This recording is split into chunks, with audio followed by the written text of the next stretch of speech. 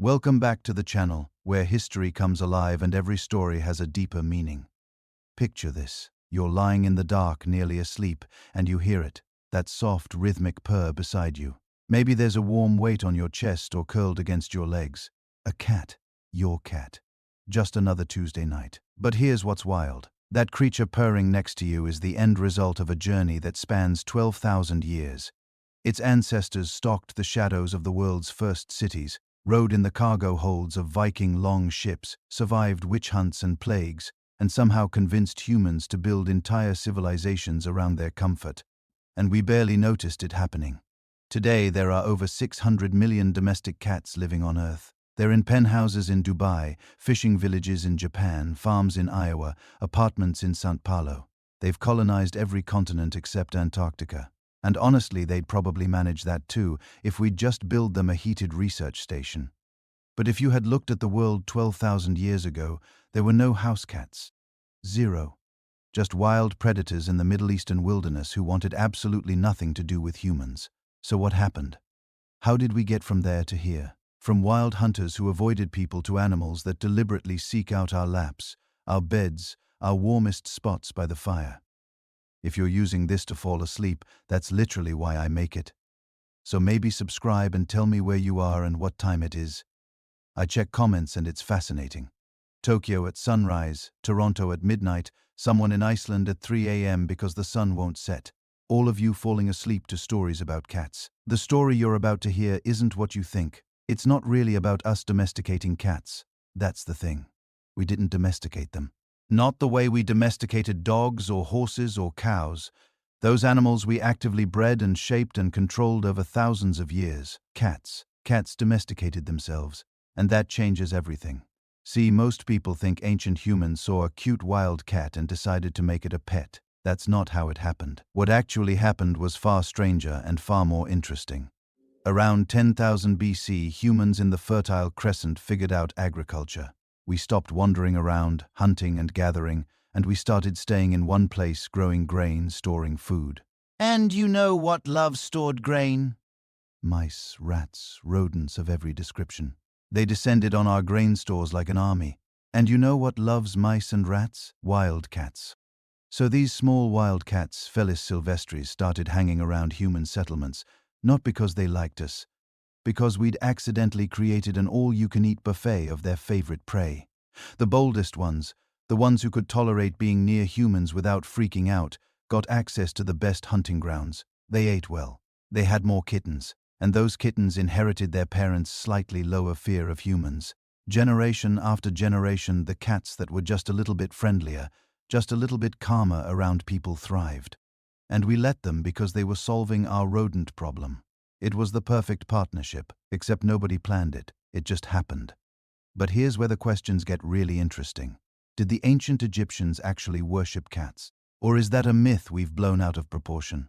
How did cats survive the Middle Ages when the Catholic Church declared them servants of Satan? Why are there cat cafes in every major city but dog cafes never quite caught on? How did an animal that humans never fully controlled become one of the most successful mammals on the planet? And here's the biggest mystery of all. After 12,000 years of living with humans, cats are still only semi-domesticated. Dogs have been shaped by human breeding into hundreds of wildly different forms. Great Danes and Chihuahua barely look like the same species. But cats, a tabby cat in your living room, could still survive in the wild tomorrow if it had to. Put a golden retriever in the forest and it'll be confused and scared. Put a house cat in the forest and it'll hunt, kill, and thrive. So, who really domesticated who? Maybe the better question is, did cats look at early human civilization and decide we were useful enough to keep around? Over the next few hours, we're going to walk through the entire history of cats. From the wild ancestors prowling the ancient Middle East to the viral videos dominating your social media feed. We'll visit ancient Egypt when cats were sacred, medieval Europe when they were hunted, Victorian England when they became fashionable, and the modern internet age when they somehow became the unofficial mascots of digital culture.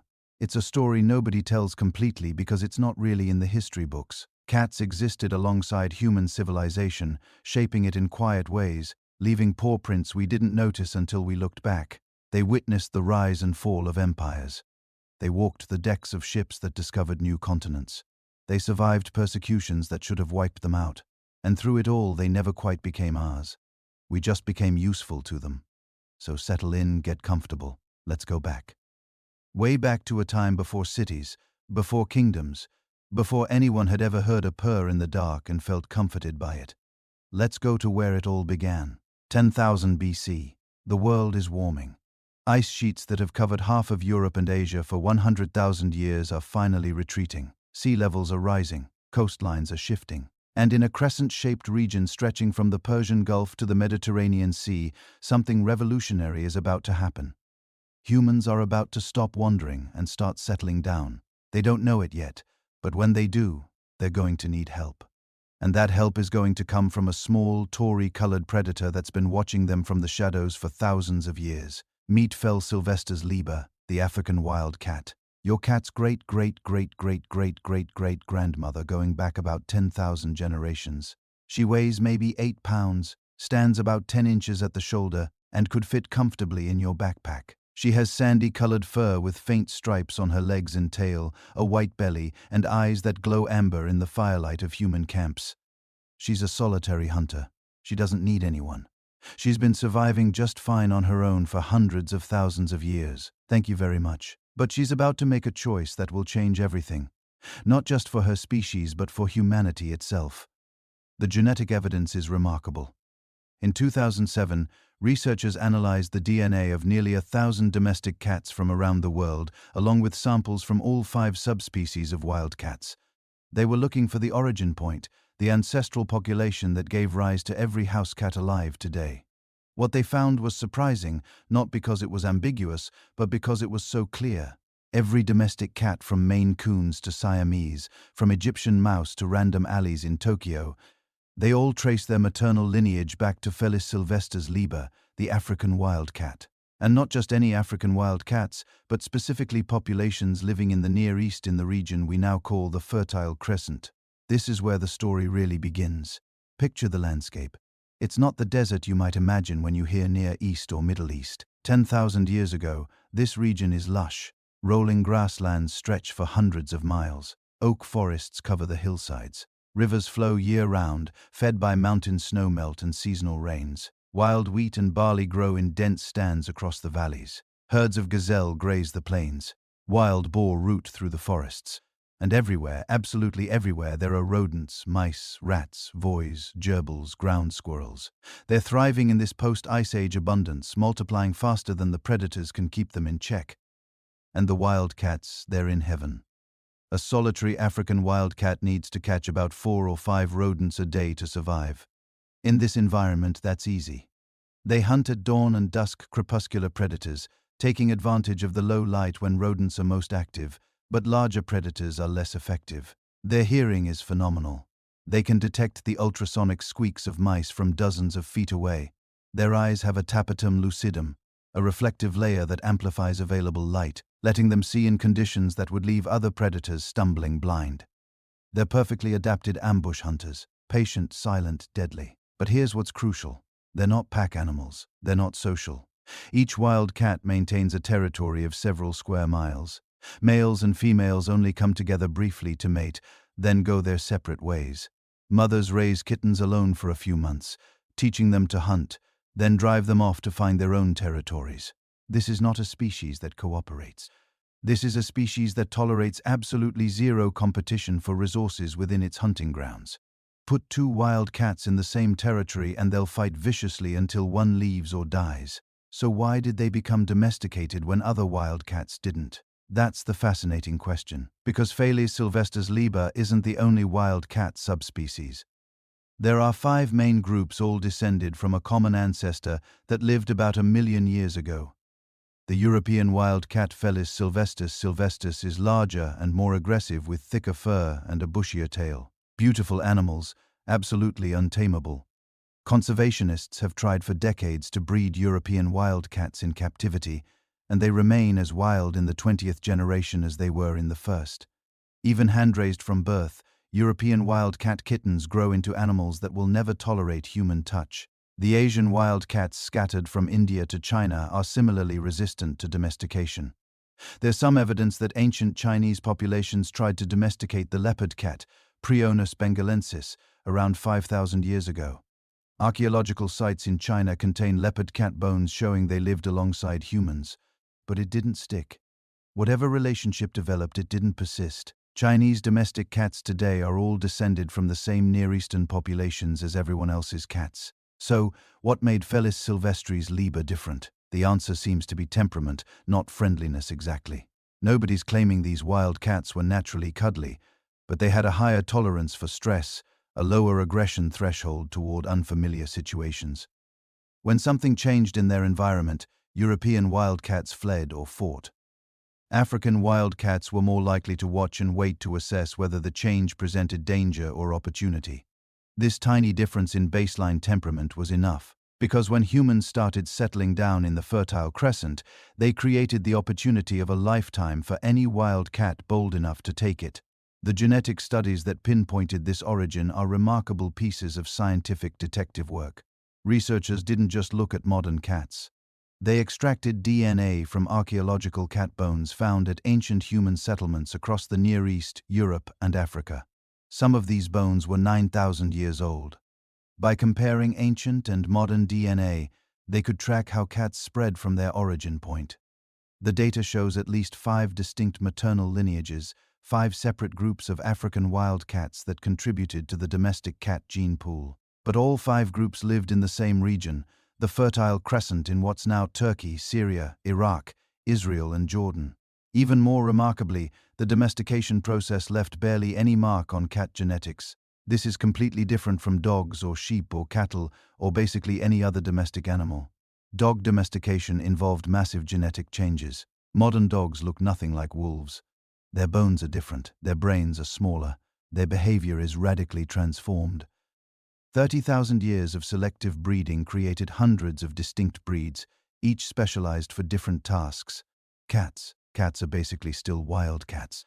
A domestic cat and an African wild cat can interbreed and produce fertile offspring. Their skeletons are nearly identical. Until about 200 years ago, you literally couldn't tell a domestic cat skeleton from a wild cat skeleton by looking at the bones alone. This tells us something profound about how cat domestication happened. It wasn't selective breeding, not at first, not for thousands of years. Humans didn't capture wild cats and breed the tamest ones the way they did with wolves. Cats domesticated themselves. They chose us. Or more precisely, they chose the ecological niche we created.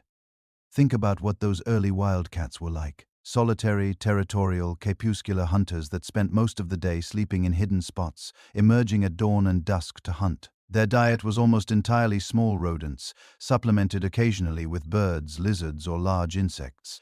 They were ambush predators, not pursuit hunters. They'd find a good spot near rodent trails or burrows, settle in completely motionless for hours if necessary, then explode into action when prey appeared.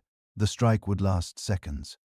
The meal would be consumed quickly, often in the same spot where the kill happened, then back to the resting spot to sleep and digest.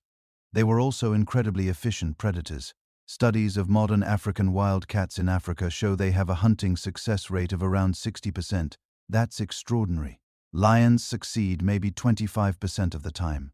Cheetahs, despite their incredible speed, only catch prey in about half their hunts. Wild cats, hunting creatures a fraction of their size in grass and brush, succeed more often than almost any other carnivore. This efficiency meant they didn't need huge territories if prey was abundant.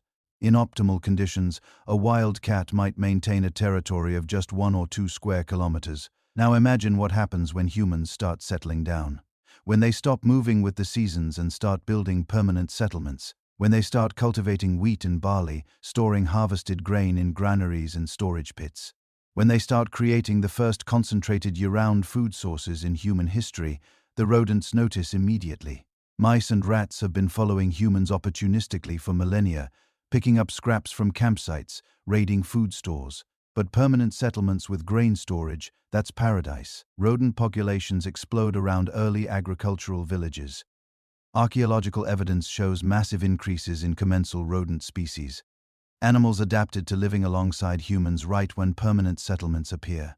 And the wild cats notice the rodents. A village with grain stores is surrounded by the highest density of prey these cats have ever encountered.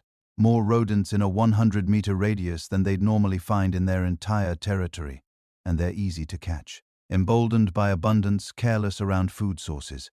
For a wild cat willing to overcome its natural weariness of humans, willing to hunt in the shadows around human settlements, the payoff is enormous. So they came not all at once, not as a species. Individual cats, bolder than average, hungry enough or curious enough to take the risk. They discovered that humans, busy with their crops and their pottery and their increasingly complex social lives, mostly ignored them. Maybe occasionally threw stones if a cat got too close during daylight hours, but generally humans tolerated them because the humans had noticed something too. Villages with cats had fewer rodents, grain stores lasted longer, disease spread less readily. Those early farmers didn't understand germ theory, didn't know that rodents carried plague and typhus and a dozen other deadly infections, but they understood cause and effect. Cats around meant fewer rats. Fewer rats meant more food survived to feed the village through winter. A partnership was forming, not friendship yet, not trust, but mutual tolerance based on mutual benefit. The cats got easy hunting. The humans got pest control, and both species got something else, something neither could have predicted. They got each other. For the next 10,000 years, these two species were going to shape each other in ways that would eventually lead to cat videos getting 1 billion views on the internet. But that was far in the future. For now, in the early dawn light of the Neolithic Revolution, there were just a few wild cats creeping closer to human settlements, taking the first tentative steps toward a relationship that would carry them across the entire world. The age of the domestic cat was beginning. Picture this, it's around 10,000. The Ice Age is finally loosening its grip. Your ancestors have spent the last 50,000 years as nomadic hunters and gatherers, following game herds, collecting wild plants, living in temporary camps that you abandon when the resources run out. But something is changing. In a region we now call the Fertile Crescent, stretching from modern-day Egypt through Israel, Syria, and Iraq down to the Persian Gulf, people are starting to notice something interesting. Those wild grasses they've been harvesting, the ones with the fat seed heads, they're growing back in the same places year after year. And if you're careful about how you harvest them, if you leave some seeds behind or maybe scatter them deliberately, you get even more plants the next season. This is the beginning of agriculture, and it's about to create the perfect environment for one of the most successful partnerships in human history. A partnership that nobody planned. A relationship that would change both species involved in ways neither could have predicted. Because when humans started farming, they accidentally sent out an invitation. And cats, wild cats, who had been living their own independent lives for millions of years, decided to accept. But let's back up. Before we get to the partnership, we need to understand what humans were creating. The transition to agriculture wasn't a sudden revolution. It was a gradual shift that took thousands of years. Early farmers didn't abandon hunting and gathering overnight. They supplemented wild foods with cultivated grains, slowly increasing their reliance on crops as they figured out the best techniques. And with cultivation came a revolutionary new challenge: storage. You can't store wild game meat for months at a time. Not effectively, not in a pre-refrigeration world. But grain you can store. Grain you can keep in pits lined with clay or stone. Grain you can stockpile to feed yourself through the winter, to plant next season, to trade with neighboring communities.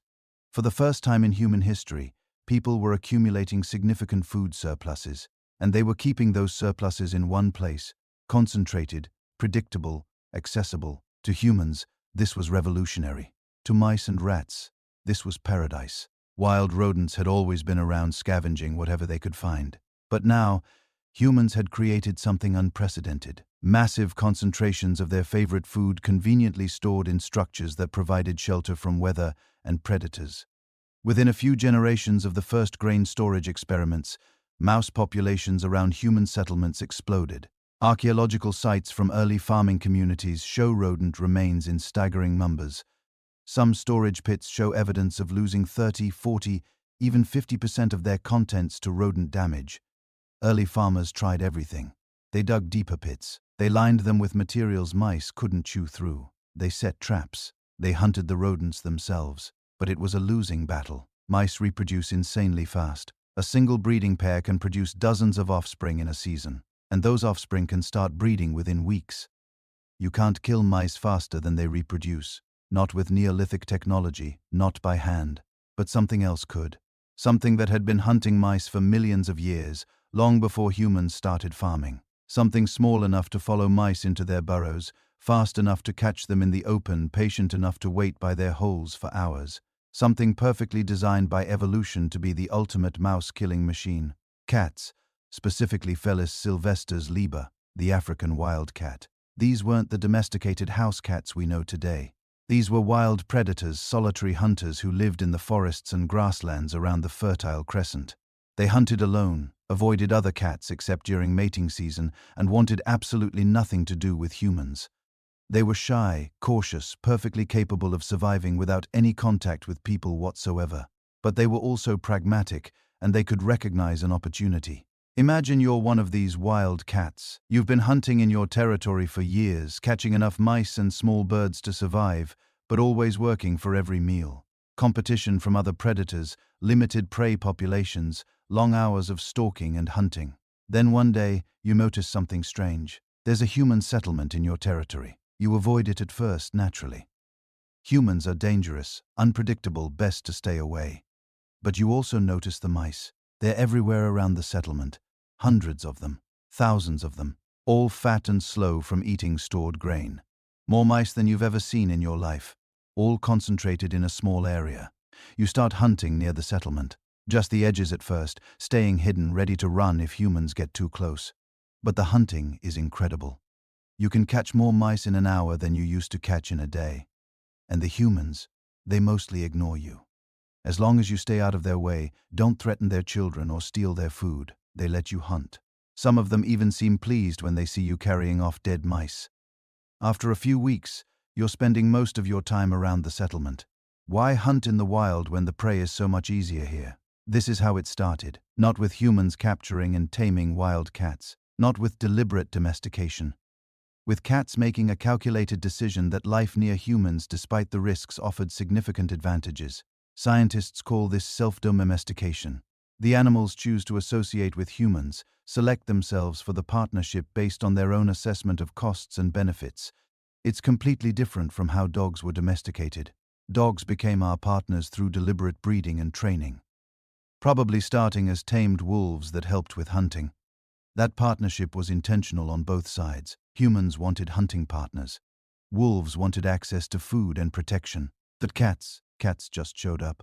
And not all cats made the same choice. Archaeological evidence suggests that only certain wild cats started hanging around human settlements. Probably the ones that were naturally less fearful, more curious, better able to tolerate proximity to humans and other cats. 'Cause here's the thing, to successfully exploit human settlements, cats had to change one of their fundamental behaviors. They had to become less territorial. In the wild, cats are solitary. Each cat maintains its own hunting territory and drives out other cats aggressively. But around human settlements with their concentrations of prey, multiple cats could coexist in a small area. The food supply was so abundant that competition wasn't necessary. Cats that could tolerate other cats that could share space without constant fighting had access to the best hunting grounds. Cats that couldn't stayed in the wild. Over hundreds of generations. This created a selection pressure unlike anything wild cats had experienced before. The most socially tolerant individuals thrived around humans, had more offspring, passed on their genes. The more aggressive, more solitary individuals stayed wild. Slowly, gradually, a new population emerged. Cats that looked like wild cats, hunted like wild cats, but behaved slightly differently. More tolerant of humans, more tolerant of each other, not domesticated yet, not really, but moving in that direction. The humans noticed. How could they not? Their grain stores were being protected by these small, efficient predators. Losses to rodents dropped dramatically. The cats asked for nothing, needed no training, no feeding. They just hunted, and in the process they saved harvests. In a world where a bad harvest meant starvation, where rodent damage could be the difference between survival and death, cats became valuable, not as pets, not yet, but as partners, useful animals that chose to live alongside humans. We know this happened because we found the evidence. On the island of Cyprus, archaeologists discovered something extraordinary. A grave 9,500 years old containing the remains of an adult human and a young cat buried together deliberately in what was clearly an intentional funeral. This is remarkable for several reasons. First, Cyprus has no native wild cats. Cats don't swim. The only way cats got to Cyprus was if humans brought them on boats, which means by 9,500 years ago, humans valued cats enough to transport them to new territories. Second, the burial suggests emotional attachment. You don't bury your pest control in a formal grave with grave goods unless you feel something for them. This wasn't just a working relationship anymore. This was the beginning of affection. Third, and perhaps most importantly, this burial predates the height of Egyptian cat worship by 6,000 years. The story of cats and humans didn't start in Egypt, as popular culture often suggests. It started much earlier in the small farming communities of the Neolithic Revolution. From these early settlements, the partnership spread. As agriculture expanded across the Middle East, North Africa, and eventually Europe and Asia, cats followed, or rather humans brought them. Founding new settlements, they brought grain, tools, livestock, and cats. Because by this point, cats weren't optional anymore. They were essential infrastructure. Without cats, your grain stores were vulnerable. With cats, you had a chance at preserving your harvest. The relationship was still fundamentally utilitarian.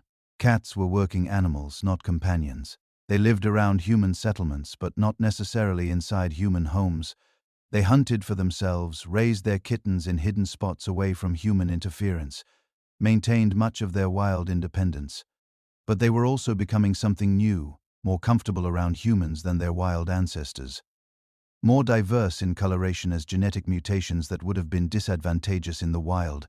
Making animals more visible to prey didn't matter as much in an environment with abundant, easily caught rodents.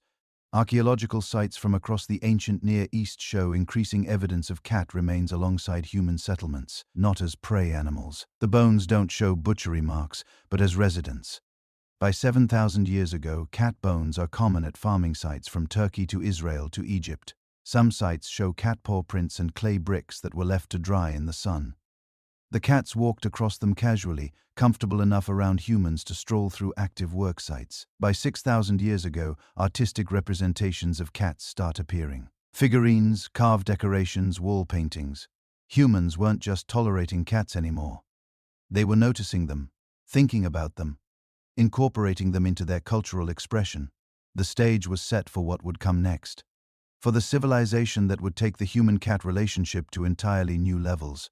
That would transform cats from useful pest control into sacred animals, divine representatives walking among mortals. But that transformation was still thousands of years away.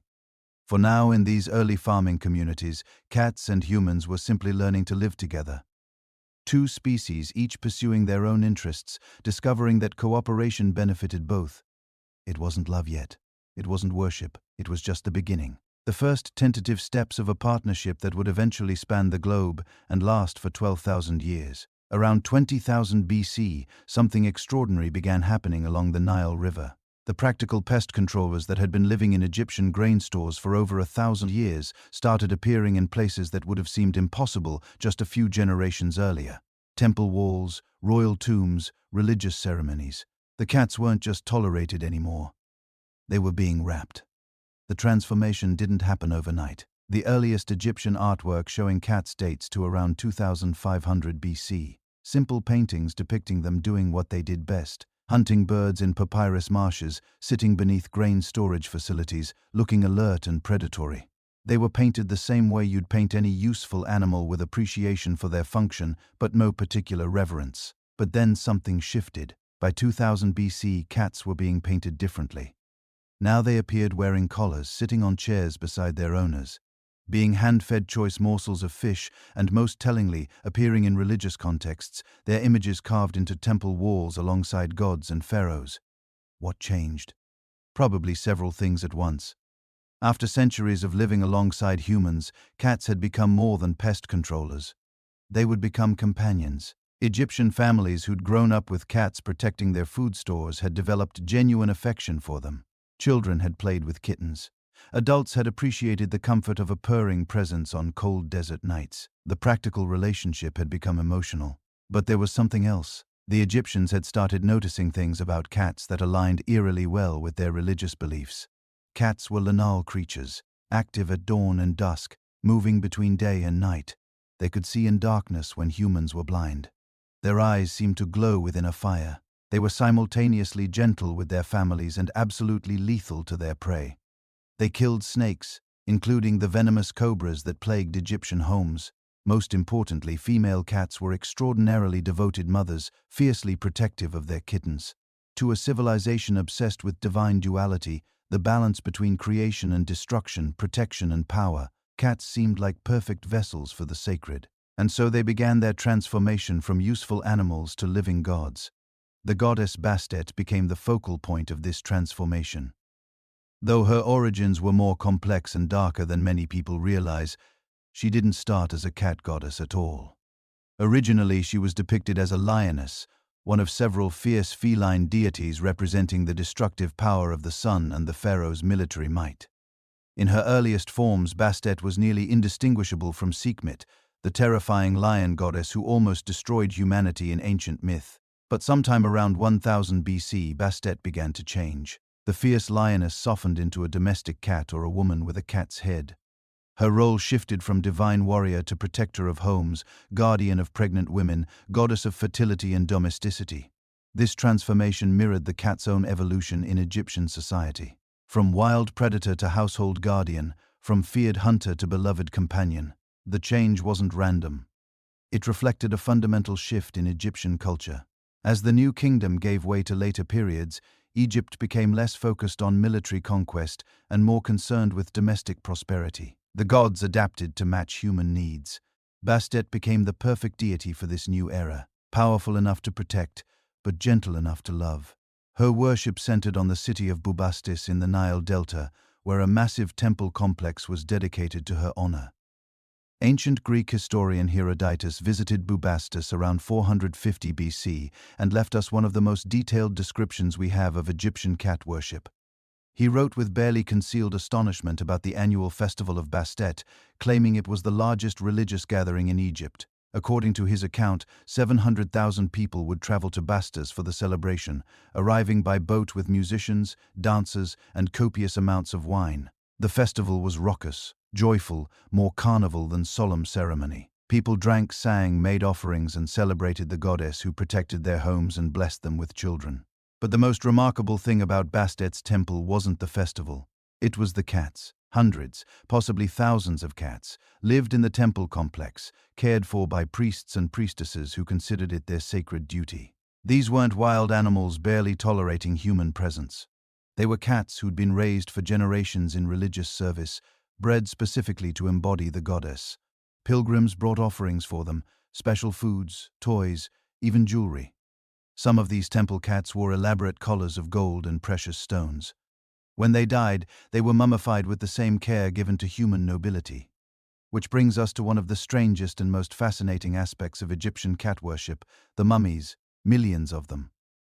In the late 1800s, when European archaeologists first started seriously excavating Egyptian animal cemeteries, they were unprepared for the sheer scale of what they found. One site alone, the cat cemetery at Bubastis, contained an estimated 300,000 mummified cats. Another site near Beni Hassan held hundreds of thousands more. The mummification wasn't crude or hasty. These cats were prepared using techniques similar to those used for human mummies, though less elaborate. Their internal organs were removed. Their bodies were treated with natron salt to preserve them. They were wrapped in linen, often with geometric patterns, and placed in specially made containers ranging from simple pottery jars to elaborate painted wooden coffins. Why so many? Partly because cats were genuinely beloved and families wanted to ensure their pets would be with them in the afterlife, but also because a massive religious industry had developed around cat mummification. People who couldn't afford to mummify their own cats could purchase premumified cats as offerings to Bast. Some were kittens raised specifically for this purpose, killed humanely and prepared by temple priests. It's disturbing to modern sensibilities, but in the context of ancient Egyptian religion, it made perfect sense. You wanted to honor Bastet. You offered her the thing she loved most, a cat. The reverence for cats in daily life was equally intense. Egyptian law protected cats with penalties that seemed wildly disproportionate to anything we'd consider reasonable today. Several ancient sources claim that anyone who killed a cat, even accidentally, could face the death penalty. Diodorus Siculus, writing in the 1st century BC, described witnessing a Roman visitor who accidentally killed a cat being torn apart by an angry Egyptian mob, despite desperate attempts by Egyptian officials to save him. This might be exaggerated. The ancient historians loved a good dramatic story, but multiple sources mention similar incidents. The fear of harming cats was real and widespread. Archaeological evidence supports this. Egyptian artwork consistently shows cats in positions of comfort and privilege. Tomb paintings depict them sitting on cushion chairs beneath their owners' seats at banquets, wearing jeweled collars and eating from bowls. One famous painting shows a cat being fed by hand from a table laden with food while birds hang overhead, completely ignored because the cat is more important than maintaining the meat supply. These weren't working animals being given the bare minimum. They were family members being pampered. DNA evidence suggests something remarkable happened during this period. The cats living in Egypt around 1000 BC showed genetic signatures of intensive breeding and selection. The Egyptians weren't just keeping whatever wild cats wandered into their grain stores anymore. They were actively breeding cats selecting for specific traits, probably temperament. Cats friendly enough to live comfortably with humans, possibly appearance, though we can't be certain what traits they valued, but definitely breeding them systematically, creating the foundation for what would become the domestic cat as we know it today. The temple complexes became breeding centers with hundreds of cats living in close proximity, cared for by humans. Genetic diversity would have narrowed quickly. Certain lineages would have dominated. This is exactly what we see in the genetic record. A bottleneck around 1000 BC in the feline lineage that gave rise to most modern domestic cats. Not a crisis bottleneck like the one that nearly destroyed humanity, but a breeding bottleneck, the signature of intentional selection by human breeders. But Egypt jealously guarded its sacred cats. Recognizing their value, both religious and practical, Egyptian authorities attempted to ban the export of cats from Egypt. Traders who dealt in cats faced severe penalties. The goal was to keep these divine animals exclusively Egyptian, maintaining a monopoly on both their practical benefits and their religious significance. It didn't work. Of course it didn't work. Anytime a commodity becomes valuable and one group tries to monopolize it, smuggling becomes inevitable. Phoenician traders, notorious for moving anything profitable across the Mediterranean, started secretly transporting cats out of Egypt, hidden in cargo ships, concealed among other goods, probably breeding them on ships during long voyages. Greek merchants did the same. Roman traders followed. By 500 BC, cats that were almost certainly descended from Egyptian stock were appearing in Greece, Cyprus, and across the Mediterranean coast. The Egyptian religious monopoly on cats was breaking down. But in Egypt itself, the worship continued. Bastet remained one of the most popular deities right through the TMIC period. Even as Greek culture mixed with Egyptian traditions after Alexander's conquest, the temple at Bubastis continued operating. Pilgrims still came for the festivals. Cats were still mummified by the thousands. Then Rome absorbed Egypt in 30 BC and everything changed. Not immediately. The Romans were generally tolerant of local religions in their conquered territories, but they didn't share the Egyptian reverence for cats. To Roman sensibilities, the Egyptian obsession with felines seemed bizarre, possibly even ridiculous. They had their own sacred animals, and cats weren't among them. More importantly, Roman pragmatism clashed with Egyptian divine economics. The massive temple complexes with their thousands of priests caring for thousands of cats, all supported by tax revenues and donations, struck Roman administrators as wasteful. Over the next few centuries, funding for the temple complexes was gradually reduced. Priests moved to other occupations. The great festivals became smaller, less frequent, finally disappearing altogether. The cat cemeteries fell into disuse.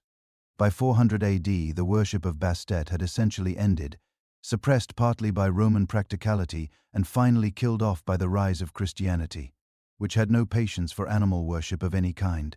But the cats themselves survived.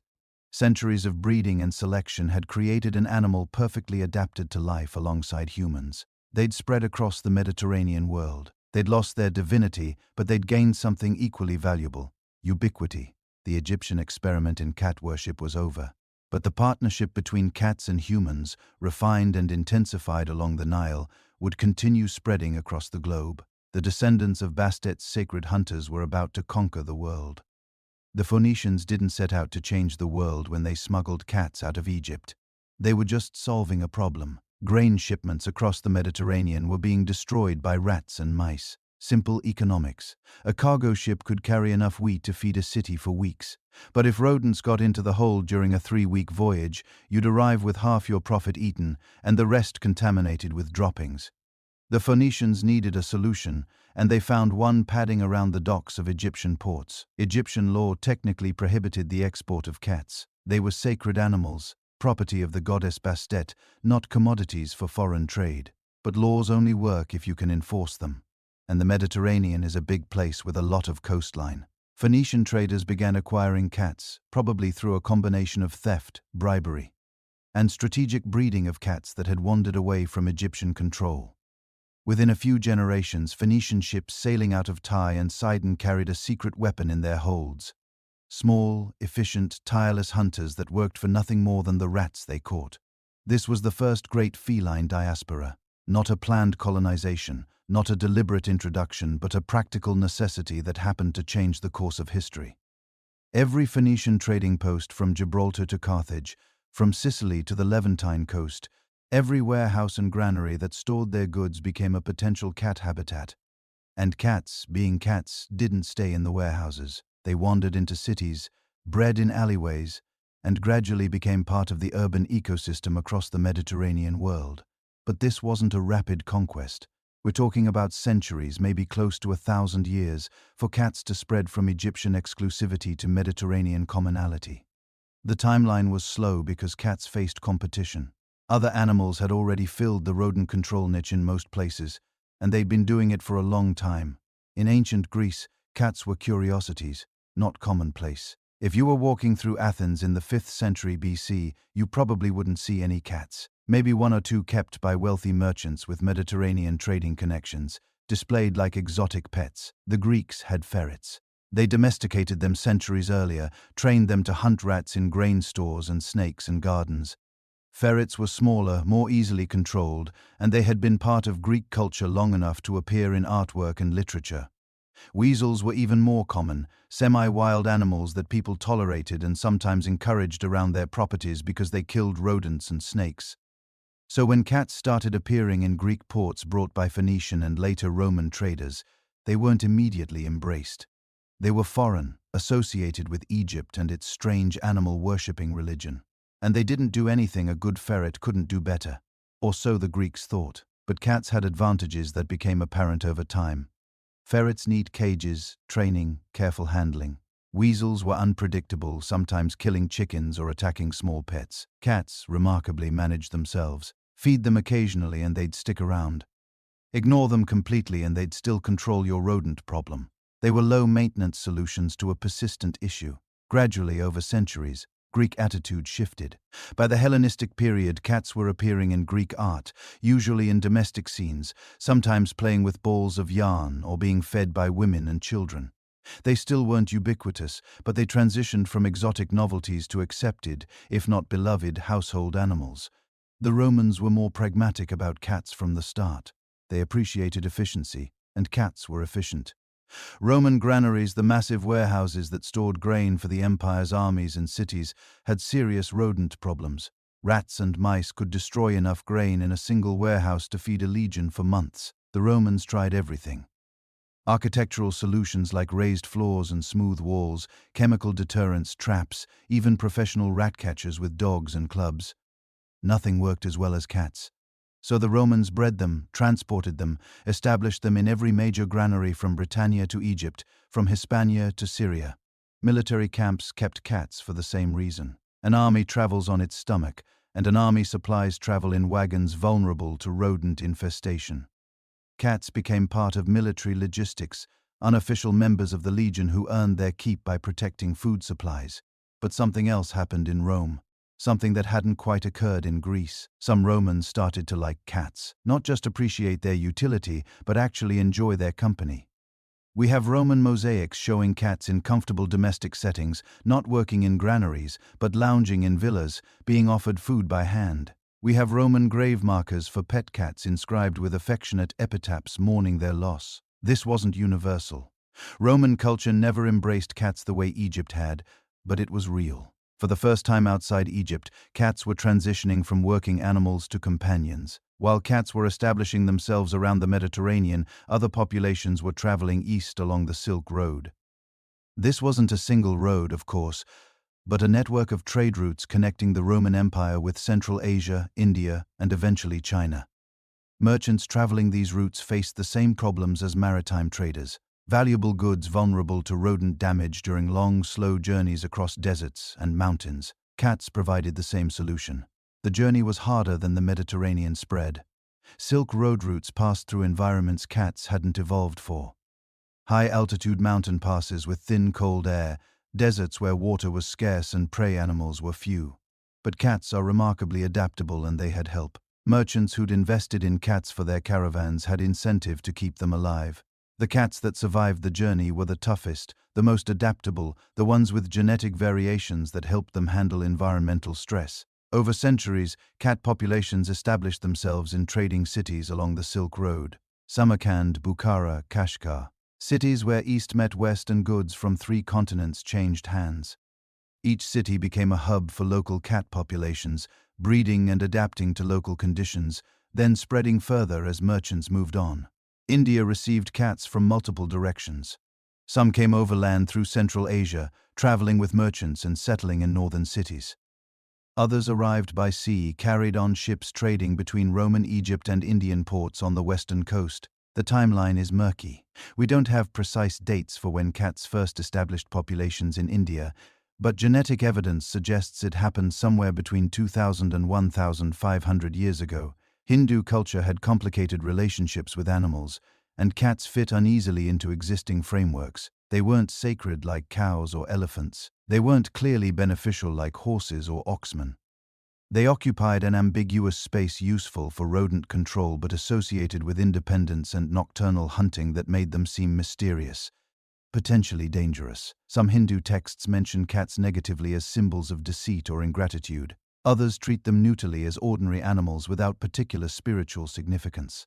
This ambivalence would persist for centuries. Cats in India remained working animals. Tolerated but rarely beloved, China received cats even later than India, probably not establishing significant populations until around 1,500 years ago.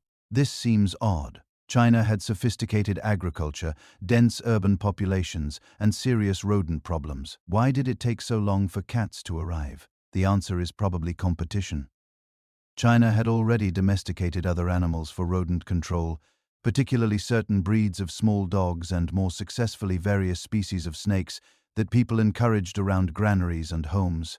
Cats had to offer something these established solutions didn't. What they offered was companionship. Chinese culture, particularly among the educated elite, valued refinement, elegance, aesthetic appreciation. Cats, with their graceful movements, fastidious grooming, and quiet dignity, appealed to these values in ways snakes and ratting dogs didn't.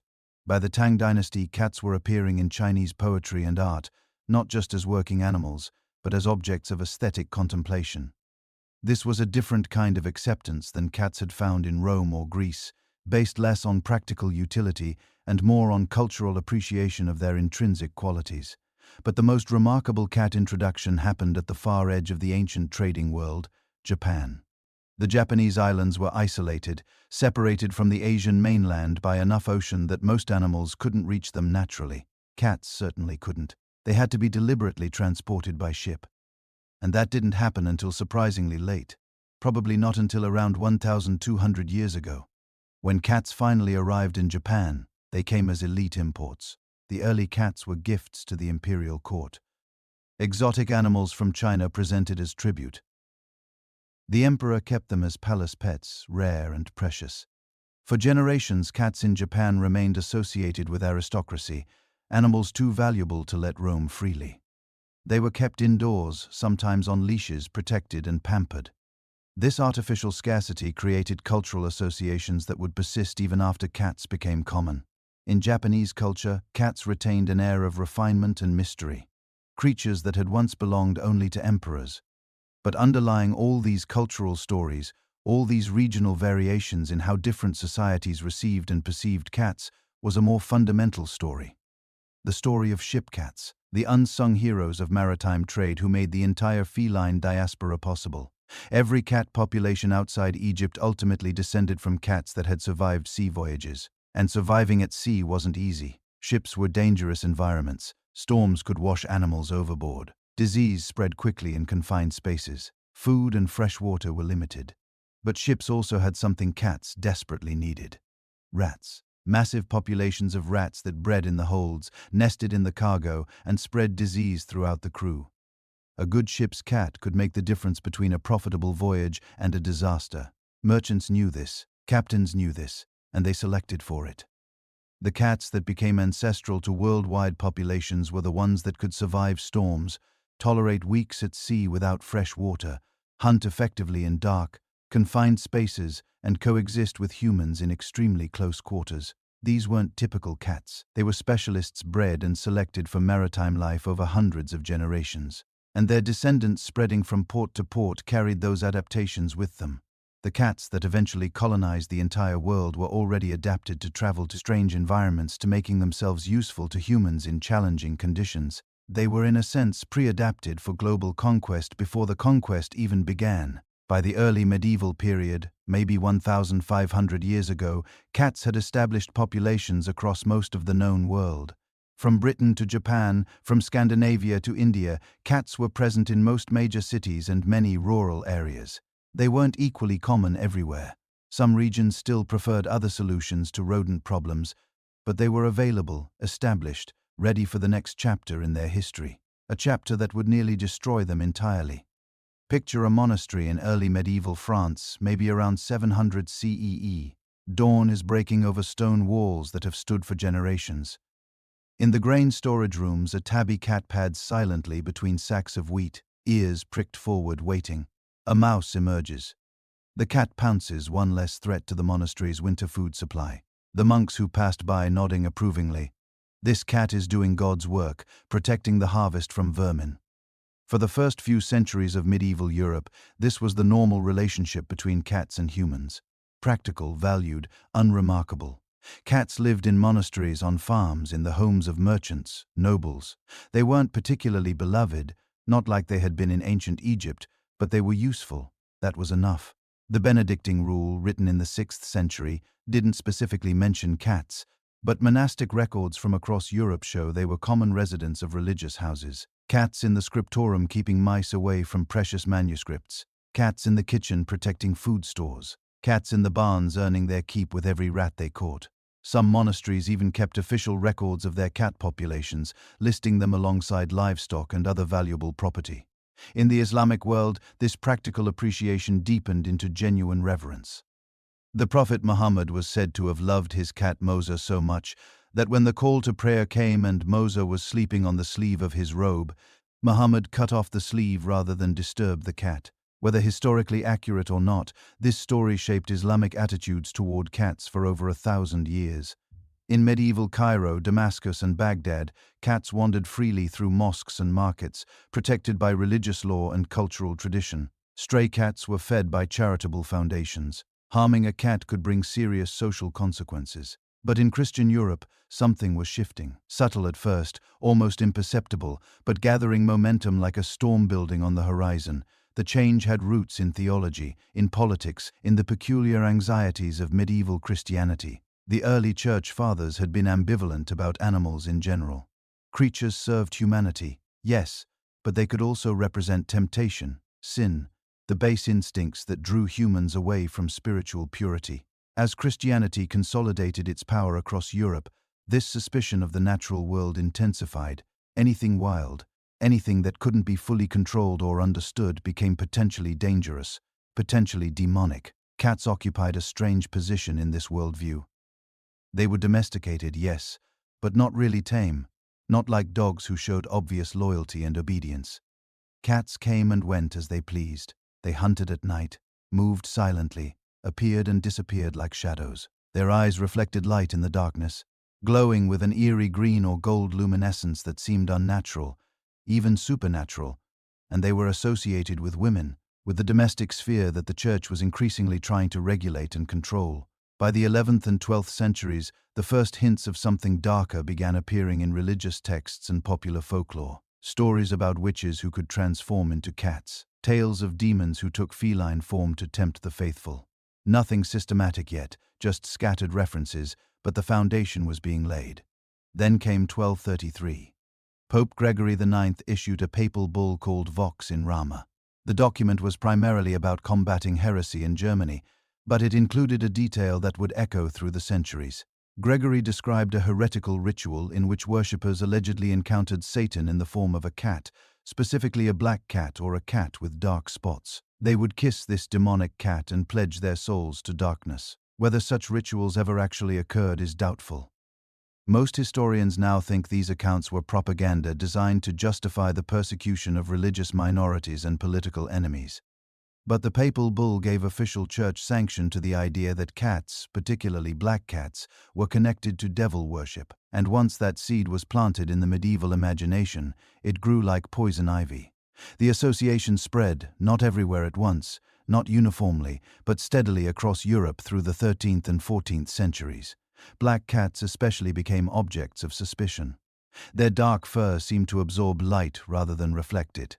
They blended perfectly into shadows. When they appeared suddenly from darkness, it could startle even the bravest soul.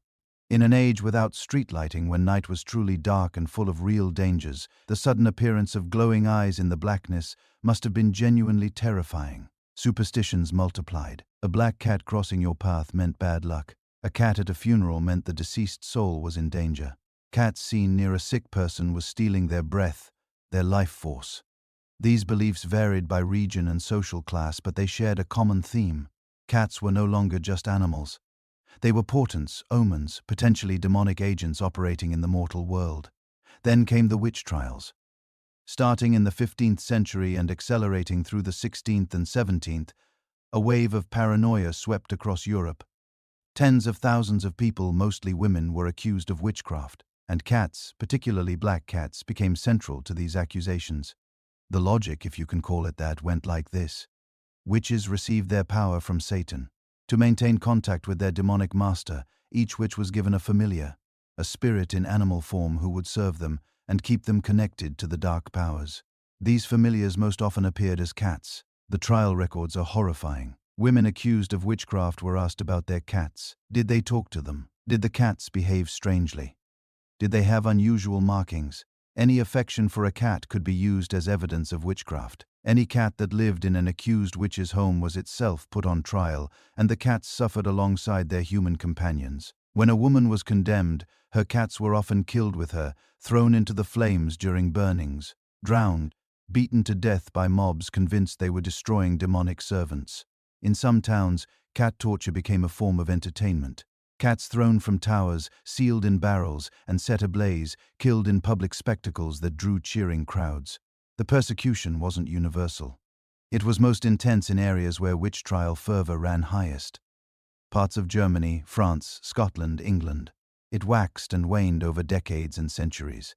But for roughly 300 years, from the late 1400s to the early 1700s, being a cat in many parts of Europe was genuinely dangerous. And being a black cat could be a death sentence. Some historians have suggested a grim irony here. During this same period, Europe was ravaged by plague. The Black Death killed perhaps a third of Europe's population in the 14th century. Subsequent outbreaks continued for centuries, and the plague was spread primarily by rats. Rats carrying infected fleas that jumped to humans, spreading the bacterium that caused the disease. The theory goes like this. By killing cats, medieval Europeans eliminated their best defense against rodent populations. With fewer cats hunting them, rat populations exploded.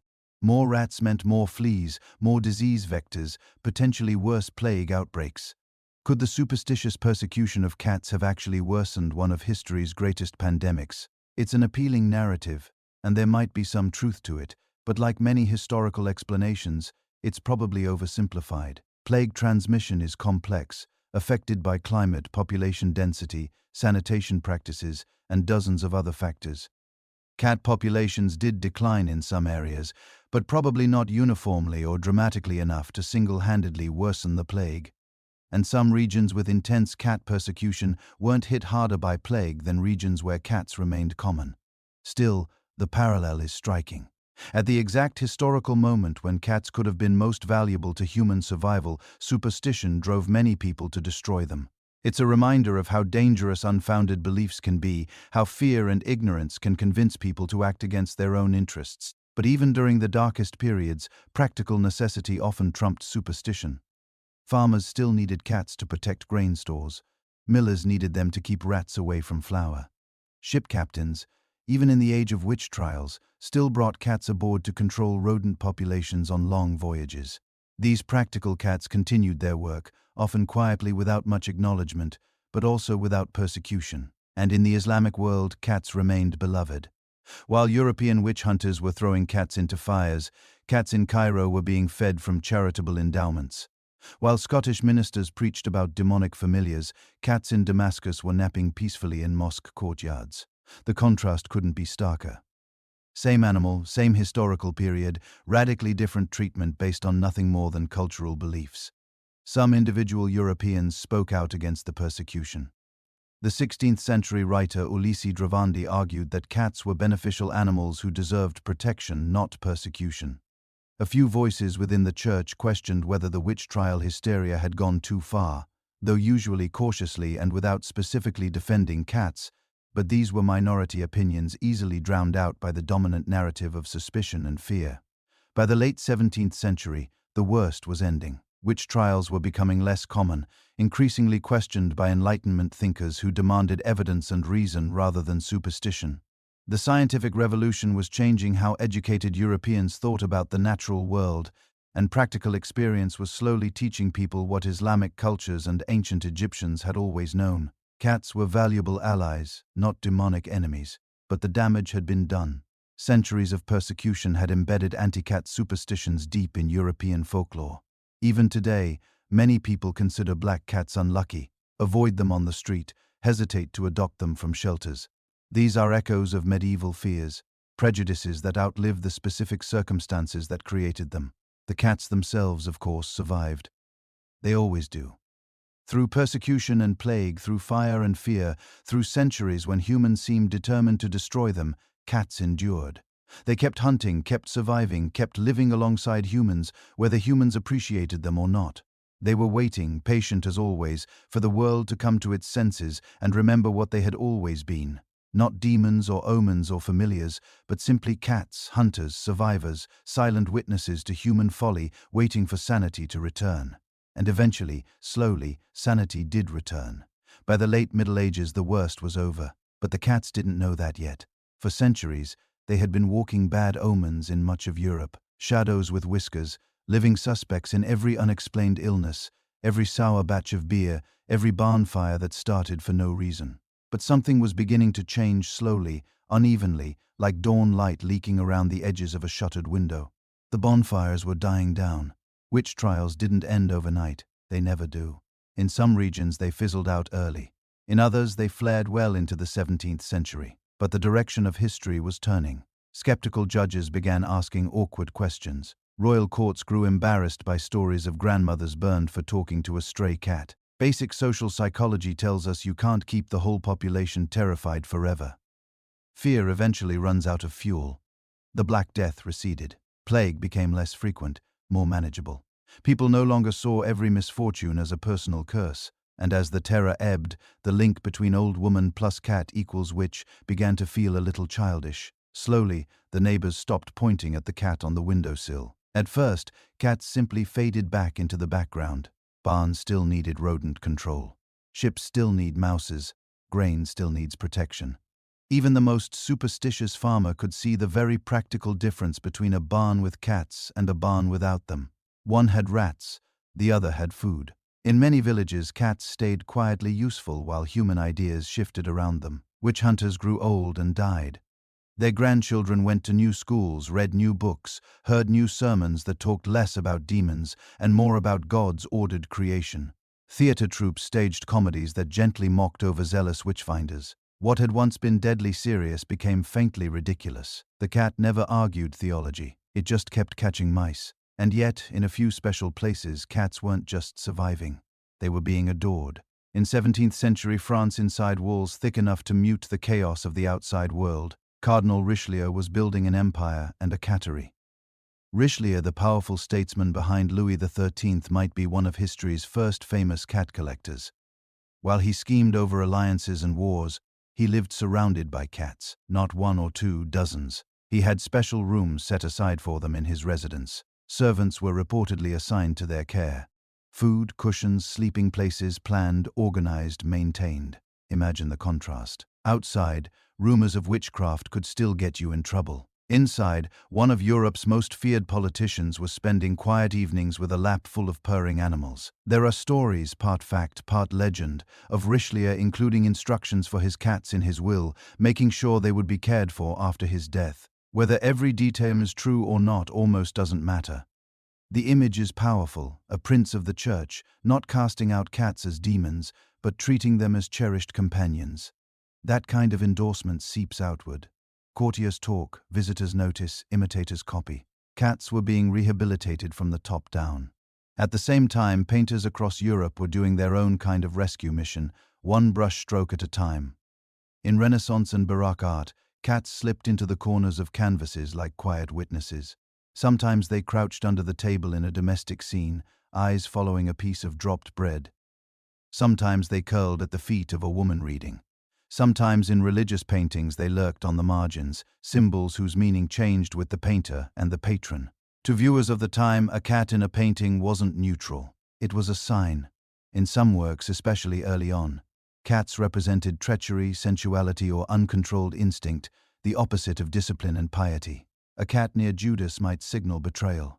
A cat approaching a bird might stand for sin stalking innocence. Old symbolic traditions die slowly. But the Renaissance brought a new fascination with daily life. Painters liked to show what people actually saw at home. Children playing, bread being cut, dogs and cats sharing the same hearth. And the more cats appeared in ordinary tender scenes curled at the foot of a bed playing with a child's toy, the harder it became to believe they were emissaries of hell. In Dutch Golden Age paintings, you can almost feel the fur, the soft half-sleeping cat in a shaft of window light, the mischievous paw reaching for a fish on the table. These aren't demons. They are household members, slightly naughty, thoroughly alive, absolutely real. Art was giving cats something they hadn't had in Europe for a long time: emotional depth. Meanwhile, another quiet revolution was beginning.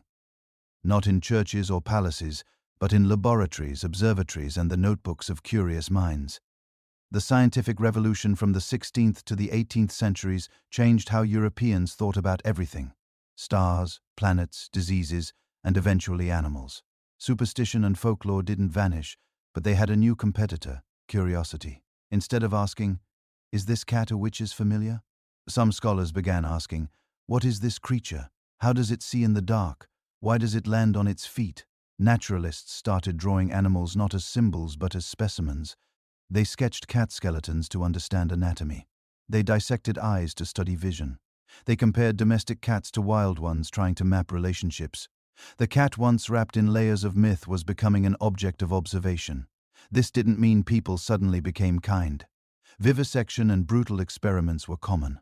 But it did mean that fear could be replaced by explanation.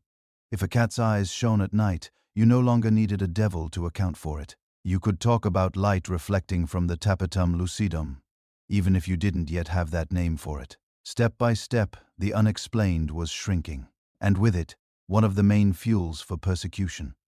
By the 18th century, in the Age of Enlightenment, cats had quietly crept into the salons. Philosophers, writers, and intellectuals, especially in France and Britain, began to keep cats as companions. For some, it was practical. Cats kept manuscripts free of nibbling mice. For others, it was emotional. Late nights spent reading and writing felt less lonely with a warm body on the desk. Voltaire reportedly disliked dogs but tolerated cats. Jean-Jacques Rousseau-Denidi and others wrote about animals as feeling beings capable of pleasure and pain. That idea that animals had inner lives, however different from ours, changed the moral landscape. Writers shaped the myth of the cat into something new, independent, aloof, philosophical. A creature that would sit by the fire, half in the human world, half in its own private universe. Perfect company for thinkers who prided themselves on standing apart from the crowd. In letters and essays, Enlightenment figures sometimes contrasted cats with humans. People, they suggested, were eager for approval and power. Cats, they seem content with sunbeams and comfort, a different kind of wisdom, a subtle rebuke to human vanity. The cat was becoming in some circles a symbol of quiet skepticism, not demonic, not saintly, just unbothered. Then came the French Revolution, and with it a new kind of symbolism. Revolutionary imagery is full of lions, roosters, eagles, bold, noisy animals ready to roar or crow for liberty.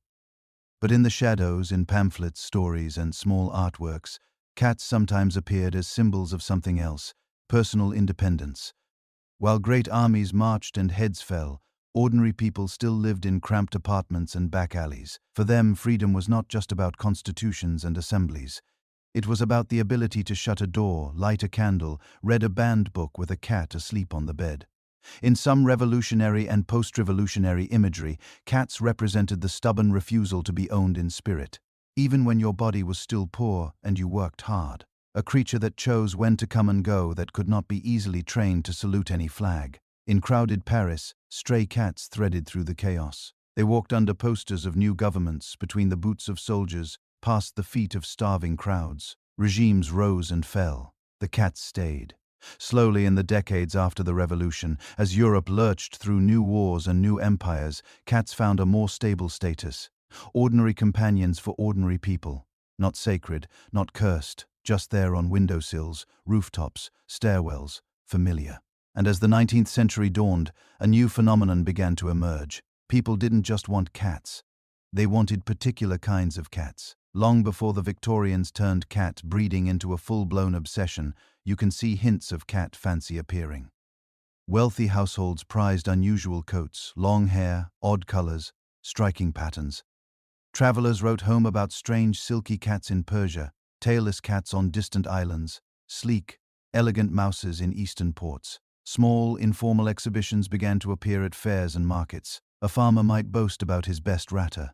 A merchant might bring a curious long-haired cat to show friends. No official judges, no trophies, just the first stirrings of an idea that a cat could be admired not only for its usefulness, but for its beauty. These early shows were scattered, sometimes barely recorded, but they set the stage for what would come later in Victorian England. Organized cat shows, breed standards, pedigrees, the transformation of the cat from anonymous mouser to recognized individual. While all this was unfolding in European sickies and salons, cats themselves were traveling farther than ever before. The age of exploration, which had started centuries earlier, was still sending ships to every edge of the world. And on almost every vessel, as quietly constant as the creak of the masts, there were cats, explorers heading to the Americas, merchants sailing around Africa, convicts transported to Australia. All shared their cramped quarters with felines. The logic was simple. Ships full of grain, cloth, and food were paradise for rats. Rats were disaster for sailors. Cats were the solution. So they went along across the Atlantic to Caribbean harbors and the eastern seaboard of North America, around the Cape of Good Hope, into the Indian Ocean, onto India, Southeast Asia, China, and Japan, across the Pacific to the coast of the Americas from the other side, down into the southern oceans toward Australia and New Zealand.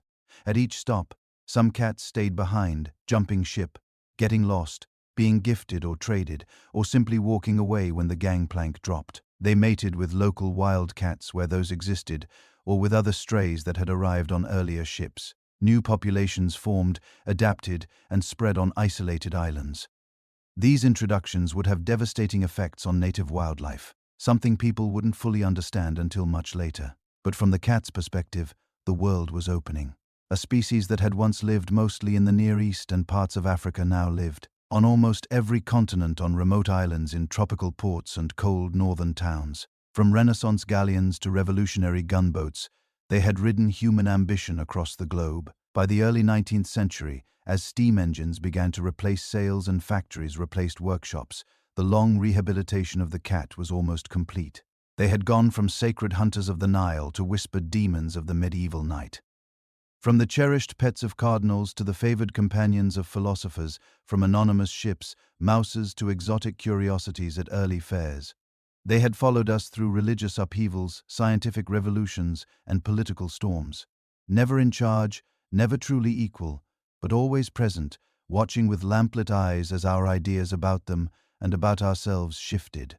The stage was now set for their next transformation. The Victorian era was coming, And in that age of industry and sentiment, of classification and comfort, the cat was about to step fully into the role we recognize today. The modern house cat, named, photographed, written about, and more than ever before, loved. The industrial ages arrived, soot and steam and telegraph wires stretching across the sky. Trains scream through the countryside. Factories belch smoke all night. Gas lamps turn darkness into a dull yellow haze. And somewhere in the middle of all that noise and progress, a small, soft animal is quietly reinventing itself. The cat is moving indoors. For thousands of years, cats had been workers first and companions second. Ship's hunters, barn guardians, alleyway shadows. They were useful, practical, affordable pest control with whiskers. People might have loved them, but society didn't really have a formal place for that love.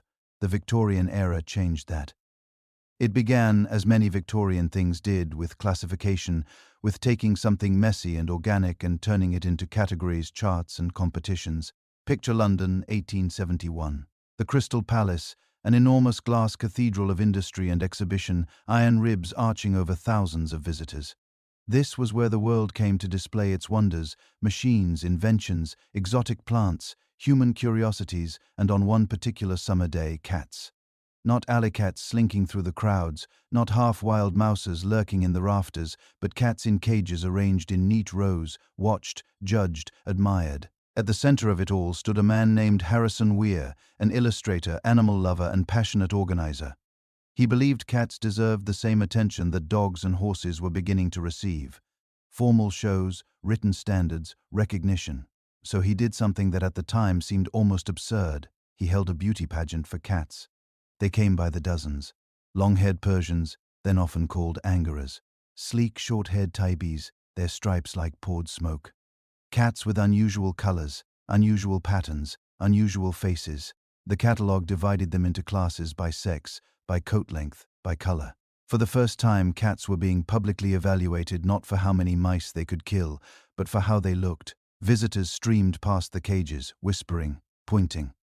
Some scoffed, some laughed, some were enchanted. Newspapers reported on the event with a mix of amusement and fascination.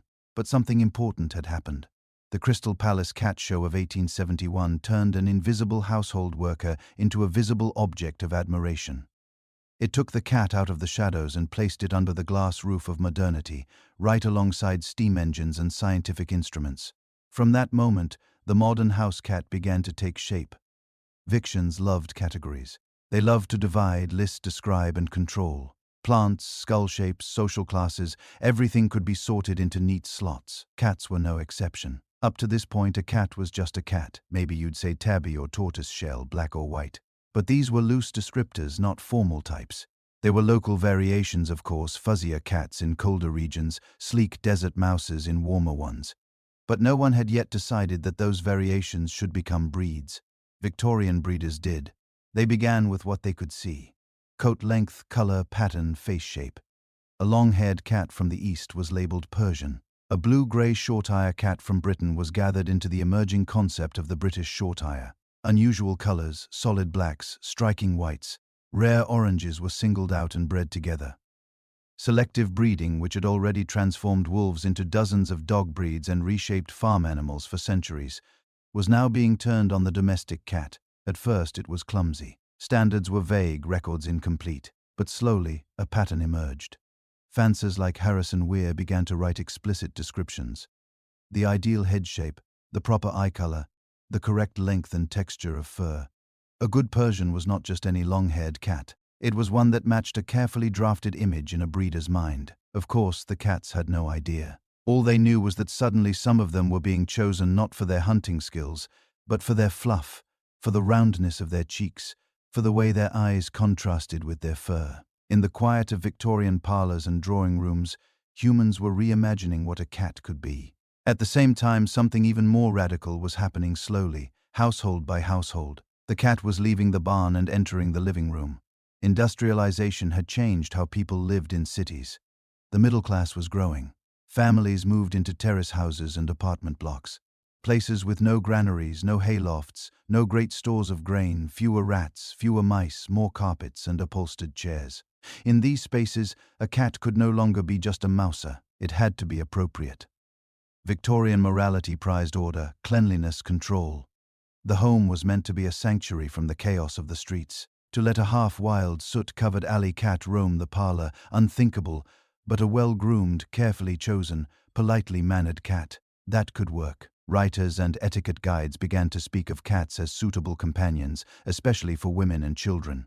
Gentle, quiet, self-contained.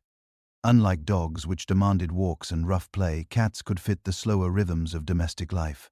They could sit on a cushion, curl up in a lap, pose decoratively on a windowsill. Middle-class homes began to treat cats less as tools and more as family members. They were given names more often, not just Puss or Tom, but real human names. Their temperaments were noticed, their quirks indulged. This shift wasn't universal. Many cats were still working animals in stables and warehouses. But in the expanding world of respectable Victorian homes, a new archetype was crystallizing: the house cat as a proper pet. With that came a second, quieter revolution. People started to worry about their welfare. The 19th century saw the birth of organized animal protection movements. Horses overworked and beaten on city streets drew much of the early attention. But slowly cats so often neglected, abandoned, or casually abused entered the conversation. Charities and societies formed to rescue strays, often linked to the broader humane movement that had already produced the first laws against animal cruelty. Shelters began to appear. Leaflets were printed urging kindness to the humble cat, reminding readers that these animals felt pain, fear, and affection. Some Victorians campaigned specifically against the casual killing of unwanted kittens, a common practice in an age before spaying and neutering were widely accepted. Others protested the use of cats in scientific experiments, an early forerunner of anti-vivisection activism. For the first time in history, there were organized voices speaking not just for valuable racehorses or hunting dogs, but for ordinary cats. The idea that society owed them a measure of protection was beginning to take root. Of course, ideas spread fastest when the powerful and famous embraced them. And the Victorian era had no shortage of notable cat lovers. Queen Victoria herself kept cats and spoke fondly of them. Her approval mattered. When the monarch was known to favor a species, that species' social standing rose. To own and cherish a cat became a bit more acceptable, a bit more respectable. Writers, too, put their reputations behind feline affection.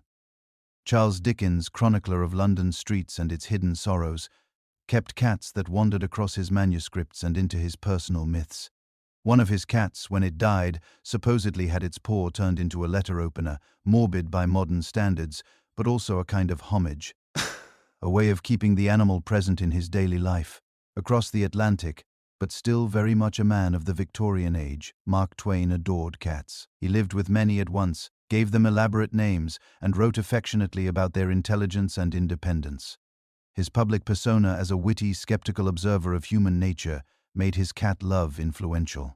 If Mark Twain thought cats were remarkable, perhaps they were. These high-profile humans didn't just keep cats. They talked about them, wrote about them, posed with them. Each anecdote, each story helped shift public imagination. The cat stopped being an anonymous background figure and started becoming a character. As cats moved closer to the human hearth, something else had to change: how they were cared for on a daily basis. For most of history, a cat fed itself. It hunted. It scavenged scraps. It ate what it could when it could. Humans might toss it leftovers, but there was no concept of cat food. The Victorian period didn't yet have the modern kibble and canned meals that would flood the 20th century, but the groundwork was being laid. Commercial dog foods appeared first. Pressed biscuits marketed to urban dog owners who no longer had easy access to slaughterhouse waste or farm offcuts. Soon, enterprising manufacturers realized there was a smaller, quieter market waiting. People who wanted specialized food for their cats. Early cat foods were primitive by modern nutritional standards, often just adaptations of dog biscuits or meat scraps preserved in new industrial ways. They weren't universal or even common, but they introduced an idea that cats might have their own dietary needs distinct from humans and dogs. Litter, as we know it today, wouldn't be invented until the mid-19th century, but Victorians were already improvising indoor solutions. A truly indoor cat needed somewhere to relieve itself when the streets were muddy, crowded, or unsafe. Sandboxes, ashtrays, piles of soil in a corner, all crude ancestors of what would become commercial cat litter. The principle was emerging. Cats could be fully indoor animals, their needs managed within the home. Alongside food and primitive facilities came other products: collars, decorative bells, grooming tools. Each new object tightened the bond between cat and owner, turning care into a routine and routine into relationship. Culture, as always, followed close behind. Victorian literature and art were full of symbolism, allegory, and moral lessons. Cats, with their elusive nature and nocturnal habits, fit easily into that symbolic world. They appeared in children's stories as sly tricksters or loyal companions. In illustrations, they curled on hearth rugs, perched on bookcases, peered out from behind lace curtains. Painters captured them in domestic scenes: a child asleep with a cat at their feet, an old woman knitting while a cat watches the fire. These images helped fix the animal in the public imagination as part of the ideal home. Warmth, safety, continuity, a soft living presence amidst the hardness of industrial life. Even when cats appeared as witches, familiars, or symbols of mystery, they were now clearly domestic cats, not wild spirits from the fields. Their world was fireplaces and staircases, not forests and deserts. Behind the scenes of all this cultural attention, another quiet bureaucracy was forming. Cat registries. If you want breeds, you need records. If you want records, you need organizations. And if you want organizations, you need rules. Cat clubs formed at first small and local, then national. They kept stud books, written registers of cats' parentage. Breeders sent in names, lineages, descriptions. Over time, these scattered notes grew into formal pedigrees, multi-generation charts showing exactly who begat whom. This might seem like dry paperwork, but it did something profound. It turned certain cats into documented individuals with official identities that extended beyond their own lifetimes. A particular Tom or Queen could now influence the look and temperament of future generations, even long after they were gone, because their names on paper guided breeding decisions. In the language of genetics, this was a new kind of selection pressure layered on top of the old ones. In the language of history, it was the moment when the cat ceased to be purely a product of natural and informal human selection and became an object of deliberate design. By the end of the Victorian era, the transformation was well underway. The cat had stepped out of the barn and into the parlor. It had been measured, classified, bred, and adored. Its suffering had begun to matter to strangers. Its image appeared in stories, paintings, and advertisements. Its meals and toilet habits were slowly being systematized. The modern house cat was no longer just a shadow in the corner. It was a presence, soft, deliberate, and perfectly adapted to a world of carpets and curtains, tea times, and ticking clocks. A creature that had survived deserts, ships, plagues, and superstition, now curling up on embroidered cushions in the heart of the largest empire on earth. And as the 19th century gave way to the 20th, the cat was about to make its final leap. From useful companion and ornamental pet to a fully integrated member of the modern human household. Picture this. It's the early 1900s. The world is loud, smoky, industrial. Steam engines sigh in rail yards. Factory whistles scream at dawn. And in the shadows of all this metal and soot, there are cats. They're not pampered yet. No designer collars, no feather wands, no curated social media pages. These are working animals. Barn cats patrolling hofs for mice. Alley cats weaving through back streets behind bakeries and butcher shops. Ship cats curled in coils of rope, sailing between continents on coal-powered freighters. They're still doing the job they first took on 10,000 years ago in those dusty granaries of the Fertile Crescent, controlling pests, keeping the food supply safe. Quiet employees paid in rodents. Then the world goes to war. When World War I erupts in 1914, humans drag every piece of their civilization into the conflict. Railroads, factories, chemistry, and almost without planning it, cats. They slip into trenches as if they've been there for 1,000 years. Soldiers adopt them as mascots. A kitten appears in a dugout one day and never leaves, sleeping on piles of uniforms, curling up in helmets, walking casually along the rim of a trench while shells whistle overhead. They're more than mascots. Rats love trenches, so do mice. Food, warmth, and human waste create a rodent paradise. Disease follows, so the cats are welcomed, even cherished. Young men far from home write letters about trench cats who sleep on their chests and purr through artillery barrages. It's hard to measure what that purring meant in a landscape of fear, but you can imagine it. A small warm body vibrating with that low, steady sound, a reminder that somewhere outside the mud and wire, there is still softness in the world. At sea, cats are officially part of the crew. Naval ships and merchant vessels bring them aboard to protect precious food stores from rats. Photographs show sailors cradling kittens on battleships, a strange contrast of tiny paws and huge guns. Some ship cats become legends in their own right, their stories passed from ship to ship like lucky charms. They cross oceans, survive storms, adapt to life on heavy metal decks.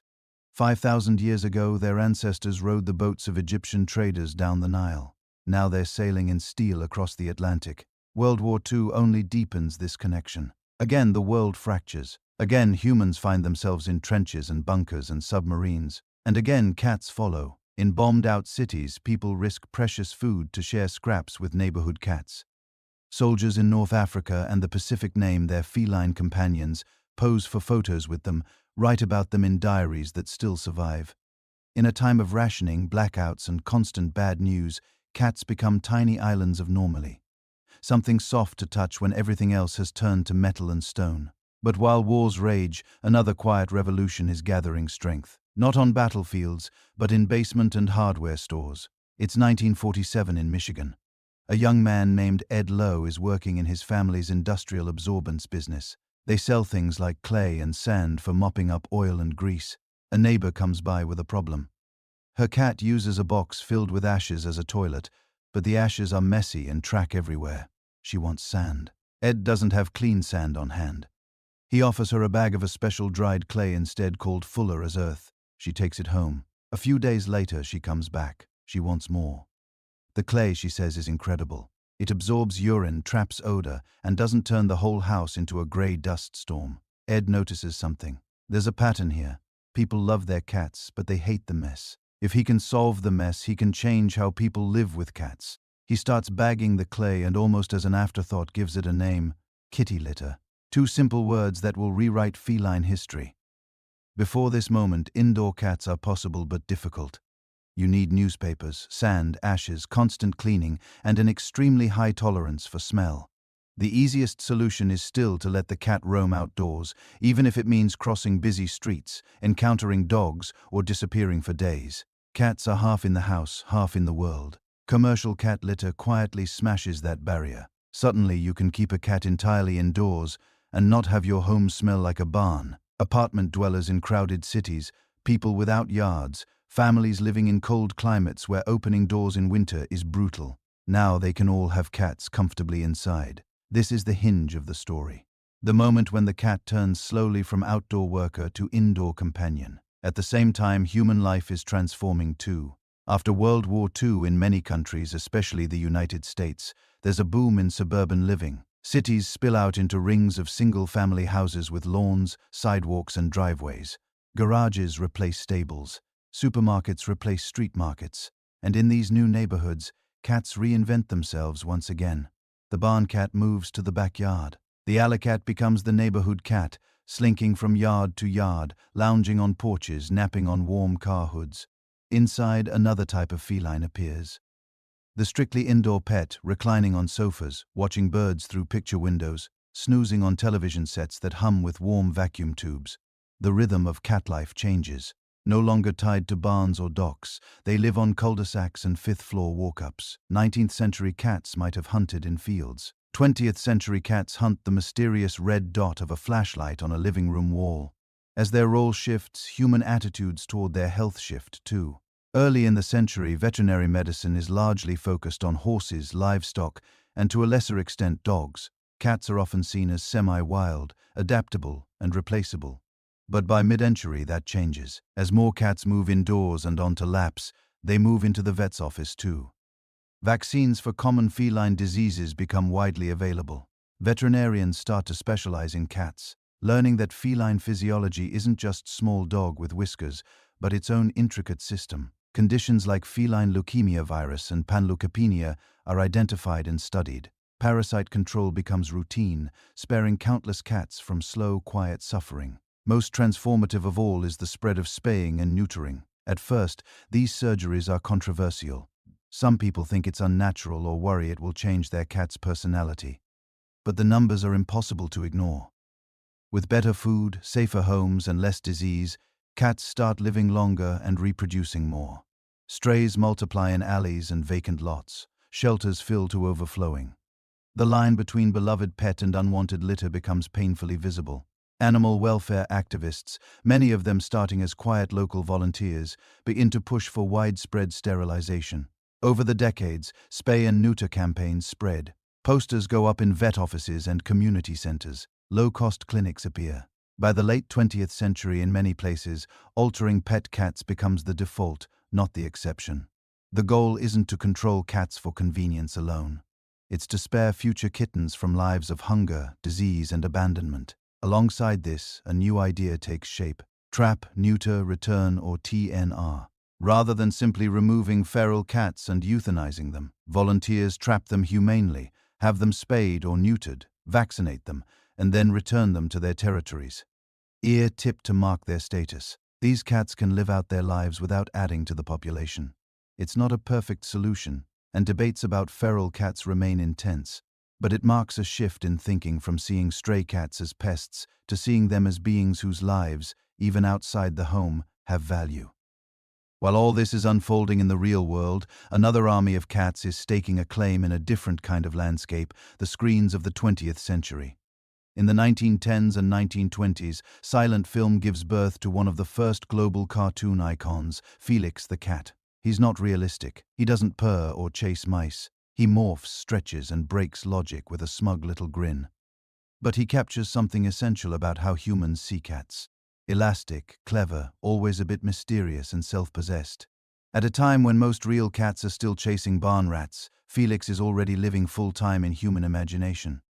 Mid-century Tom and Jerry burst onto TV and cinema screens. Tom, the eternally frustrated house cat chasing Jerry through endless slapstick battles, becomes a familiar image in homes around the world. The show isn't about real feline behavior. It's a cartoon war, but the very premise, a cat living indoors in a comfortable modern house, is a snapshot of a new normal. Then in 1978, a lasagna-loving orange tabby named Garfield saunters onto newspaper pages. Garfield doesn't catch mice. He sleeps, eats, judges human, and delivers sarcastic commentary on modern life. He's the fully domesticated cat distilled into pure attitude. By the end of the century, plush Garfields dangle from car windows, and his face is printed on mugs, pajamas, and lunchboxes. Cats, once sacred in temples and feared as witches' familiars, now sell coffee mugs with jokes about naps. But while media turns cats into symbols and punchlines, science starts asking quieter, deeper questions. What's really going on in that furry head? How do cats think? And what is a purr exactly? Early in the century, animal behavior studies focus more on dogs, primates, and laboratory rodents. Cats are often called untrainable or aloof, and scientists ignore them. Gradually, that changes. Researchers begin observing feral cat colonies, house cats, and those lianal neighborhood cats who slip between worlds. They notice social structures that are more flexible than pack animals, but not as solitary as once assumed. Mother cats cooperate in raising kittens. Unrelated cats form loose alliances around reliable food sources. The purr, long assumed to be a simple sign of contentment, reveals layers. Recordings show that cats purr not just when they're happy, but when they're injured, anxious, even dying. Analyses find that the frequency of the purr often falls in a range that can promote bone healing and tissue repair in laboratory conditions. Scientists begin to float hypotheses. Maybe purring isn't just a signal to others, but a kind of internal therapy, a built-in healing mechanism. Cognition studies test whether cats recognize their own names, follow pointing gestures, remember problem-solving tasks over time. The picture that emerges is subtle. Cats aren't small dogs, and they don't always perform on command, but they do form mental maps of their homes, track the movement of their humans by sound alone, and learn routines with impressive precision. They know when it's dinner time. They know where the treat cabinet is. They know when the carrier appears. Good things usually do not follow. As science discovers more about what cats need to thrive, a new debate stirs, one that will only grow louder in the 21st century. Should cats be allowed to roam outside? For millennia, the question didn't exist.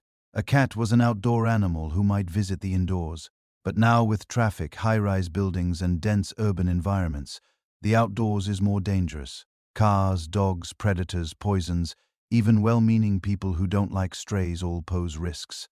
Vets and animal welfare groups begin to notice that indoor-only cats tend to live longer lives, free from many common injuries and infections. At the same time, ecologists raise alarms about cats hunting birds and small mammals, especially in areas where local species have never evolved with feline predators. Studies in some regions suggest that free-roaming cats can put serious pressure on vulnerable wildlife populations. The cat, once a guardian of granaries and ships, is now powerful enough to reshape suburban ecosystems. And yet, there's another side. Outdoor access gives many cats exercise, mental stimulation, and a chance to express their full behavioral repertoire: climbing, stalking, exploring. For people who grew up with door-flap cats who came and went with the sunrise, the idea of a cat who never touches grass can feel wrong, even cruel. So, the 20th century ends with a tension that is never fully resolved. On one side, safety, conservation, long lifespans on soft couches. On the other, freedom, risk, and the ancient thrill of the hunt. People experiment with compromises: leash walking, kiosks, and enclosed gardens, supervised yard time, but there is no single answer that satisfies everyone. What is clear is this: by the time the century closes, the domestic cat has completed an extraordinary journey. From nameless barn shadows to beloved household members, from working pest control to furry family, from alley survivor to subject of scientific papers and Saturday morning cartoons, they still carry the instincts of their wild ancestors and every pounce and tail twitch. But their world has narrowed and deepened from open fields and harbor docks to living rooms, bedrooms, and sunny windowsills. They have moved slowly and silently from the margins of human life to its center. And in the glow of late-night television, while the world outside hums with cars and neon, a cat curls at the foot of a bed, purring. 10,000 years of shared history contained in the rise and fall of a sleeping chest. A soft paw flexing against a blanket, a sound like distant rolling thunder in miniature. The stage is set for their next conquest. Not just our homes, but our screens, our cameras, our entire digital imagination. Picture the screen in front of you, a pale rectangle of light in a dark room. You're tired. Your brain is buzzing with half-finished tasks, unanswered emails, and vague worries about tomorrow. You don't want a lecture. You don't want breaking news. You just want something soft, something simple, something that doesn't ask anything of you. So, you open a video, a cat appears, it blinks, it misjudges a jump, it squeaks instead of meowing. And suddenly, without quite knowing why, you feel your shoulders drop, your breathing slow. Your mind, which has been running in circles all day, begins to follow a single small animal padding across a kitchen floor. This is where our story has brought us. 12,000 years after wild cats slipped into the first granaries, after Egypt carved them into stone, after sailors smuggled them onto ships and Victorians brought them into parlors, cats have discovered a new habitat. The internet. They didn't plan this. They didn't plan this. But look at the numbers and it's hard to escape the conclusion. In the digital age, cats might be the most successful non-human influencers on Earth. Before there were platforms and algorithms and content strategies, there were message boards, dial-up modems, grainy digital cameras that stored 20 photos if you were lucky.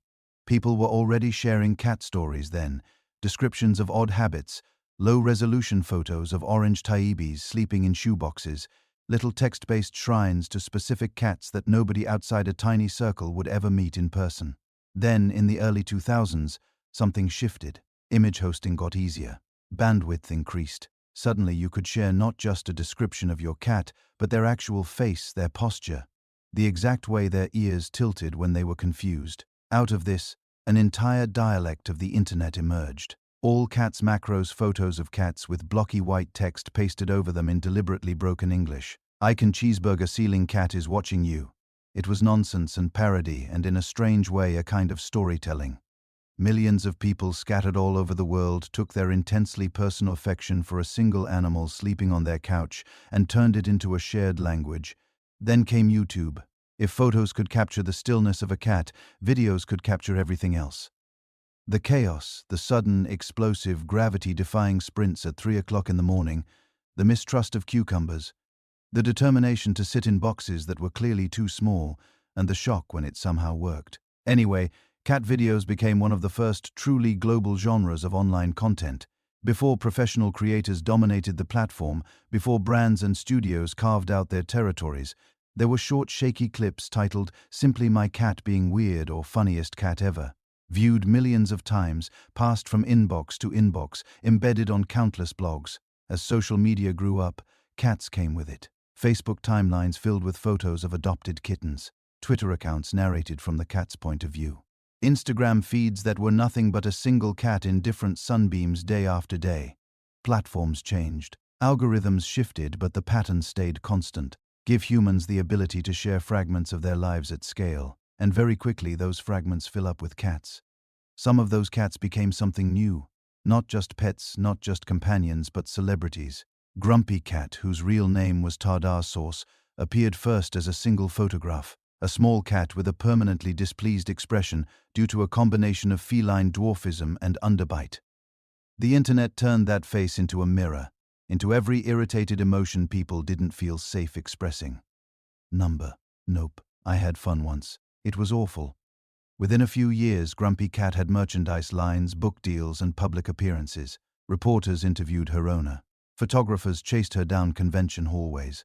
A single cat, who had no idea any of this was happening, generated millions of dollars of economic activity. Lil Bub followed another path. Tiny tongue permanently sticking out, bones malformed by genetic conditions. She looked like a creature from a children's storybook. People responded not just to her cuteness, but to her visible vulnerability. Her owner used that attention to raise money for animal charities and shelters. An unlikely star turned into a force for funding veterinary care and adoption programs. A disabled cat who might have been quietly euthanized in a different era became a global symbol of resilience and gentleness. In Japan, Maru climbed into boxes. That was all. Over and over again, long cardboard boxes, tiny cardboard boxes that clearly could not contain him. Except that somehow, through sheer determination and an alarming flexibility, they did. His videos drew tens of millions of views. He became so popular that researchers actually studied why people liked watching him so much. The answer was deceptively simple. It made them feel good, calm, amused, but in a quiet, low-stress way. This is one of the mysteries of the digital age. In a world overflowing with high-budget entertainment, special effects, and carefully engineered addictive content, why do so many people still choose again and again to watch a cat playing with a crumpled receipt? Psychologists have some ideas. When you see something cute, round face, big eyes, small body, your brain fires up circuits originally tuned for infant care, nurturing responses, protective instincts. These circuits are deeply wired. They're about survival, not logic. A kitten tumbling off a couch onto a soft rug can trigger the same wave of tenderness as a human baby reaching for your finger. At the same time, cat videos are low stakes. The plot is never complicated. The outcome is rarely tragic.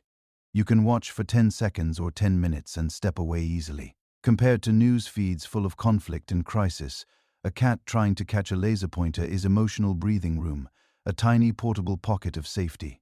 Studies suggest that people who watch cat videos report lower stress, more positive emotions, even a bit of relief from guilt and anxiety. It's not therapy in the clinical sense, but it's soothing, predictable, shareable. You send a cat clip to a friend, and you're not just sharing entertainment. You're sending a tiny wordless message. Take a break. Breathe. Here's something gentle. While the internet was busy turning cats into memes and minor deities, scientists were quietly using digital tools for something else, to understand cats as a species better than ever before.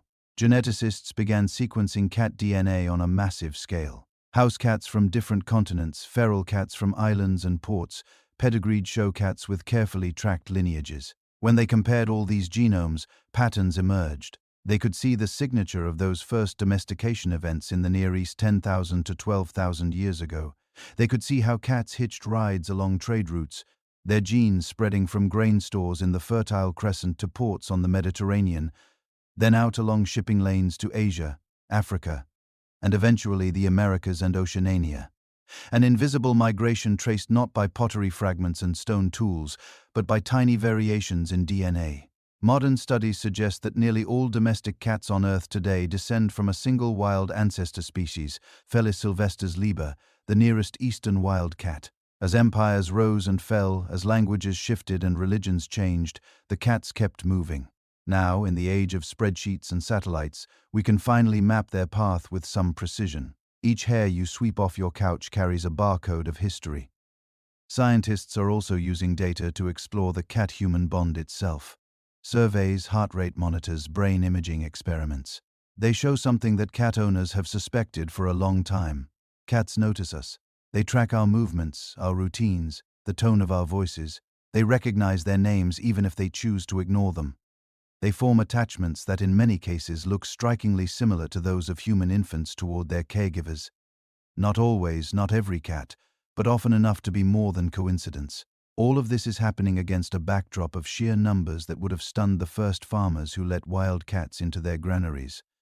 By many estimates, there are now more than 600 million cats in the world. Some live in apartments and houses, eating carefully formulated diets and visiting veterinarians for regular checkups. Others live on farms and in workshops, semi-rural, tolerated as long as they catch mice. Millions more inhabit the in-between spaces, alleys, docks, abandoned lots, urban parks. Some are fed by volunteers, others rely on dumpsters and hunting. This global feline population has become the center of new ethical debates. Outdoor cats, especially in places where native wildlife evolved without feline predators, can cause significant ecological damage. Songbirds, small mammals, reptiles. In some regions, conservationists argue that free-roaming domestic cats are among the most destructive invasive species on Earth. That's one perspective. On the other side, many cat advocates argue that cats are now so deeply woven into human society that treating them as simply invasive misses the point. They didn't choose to be spread to islands and suburbs. We brought them. We bred them. We made the conditions under which they now live. The responsibility, they say, is ours to manage them humanely. Out of this tension emerge practices like trap new to return, in which feral cats are captured, sterilized, vaccinated, and released back into their territories with the goal of stabilizing and gradually reducing colony sizes without mass killing. Supporters point to declining populations in some areas. Critics worry that even stable colonies keep predation pressure on vulnerable species, and so the debate continues unfolding in city council meetings, academic conferences, and online comment sections. Within homes, questions of ethics take other forms. Should cats be kept strictly indoors where they are safer from cars, predators, and disease, but confined to a limited space? Or should they be allowed to roam, expressing natural behaviors, even if it shortens their lives and threatens wildlife? Is it responsible to buy certain designer breeds, deliberately created for particular looks, flattened faces, hairlessness, extremely short legs, when those traits can come with chronic health problems and discomfort? Some argue that any deliberate breeding in a world full of homeless cats is morally questionable. Others maintain that ethical, health-focused breeding can improve overall feline well-being. These aren't new questions exactly. People have been arguing about animals and ethics for centuries. What's new is the scale and speed. One viral post about a kitten mill or a controversial breed or an urban cat cull can be seen by millions in hours. The internet that made cats famous has also turned them into a focal point for discussions about what kind of relationship humans want with the rest of the living world. Then in 2020, another event pushed that relationship into sharper focus. A pandemic. Lockdowns, offices closed, streets emptied, people suddenly confined to their homes, facing an invisible threat and an uncertain future. Loneliness became a global public health issue. Screens were our main connection to work, to friends, to everything outside our walls. Into that anxious stillness, countless people brought cats. Shelters reported surges in adoption and fostering. Waiting lists formed for kittens. Older, harder-to-place cats that had been overlooked for months were suddenly going home. People who had put off adopting because of travel or office schedules realized they might not have this much time at home again. Daily life changed. Video meetings started with the usual greetings, then a pause while everyone admired the tabby who had just walked across someone's keyboard. Entire compilations appeared of cats interrupting Zoom calls, turning embarrassment into shared laughter. In a time when many kinds of physical closeness were risky, the warm weight of an animal sleeping beside you took on a new significance. Researchers studying mental health during the pandemic found that companion animals, including cats, were often cited as crucial sources of comfort. Routine, feeding, grooming, playing gave structure to days that might otherwise have blurred into one another. Stroking fur reduced heart rates and stress hormones. The simple knowledge that another living being was in the room. Breathing, blinking, occasionally demanding food at exactly the wrong moment, anchored people who felt enamored. If the agricultural revolution gave us cats as grain guardians and the Victorian era gave us cats as cherished indoor companions, the pandemic era highlighted another role: cats as co-isolated partners sharing a very modern kind of uncertainty. And beyond this present moment, the future of cats keeps unfolding. Biotechnology is probing the edges of what is possible. Cloning services offer for a high price to create genetic copies of beloved cats that have died. The result looks similar, sometimes eerily so, but it is not the same individual. Behavior and personality are shaped by more than DNA, by chance, by environment, by the subtle interactions that start at birth.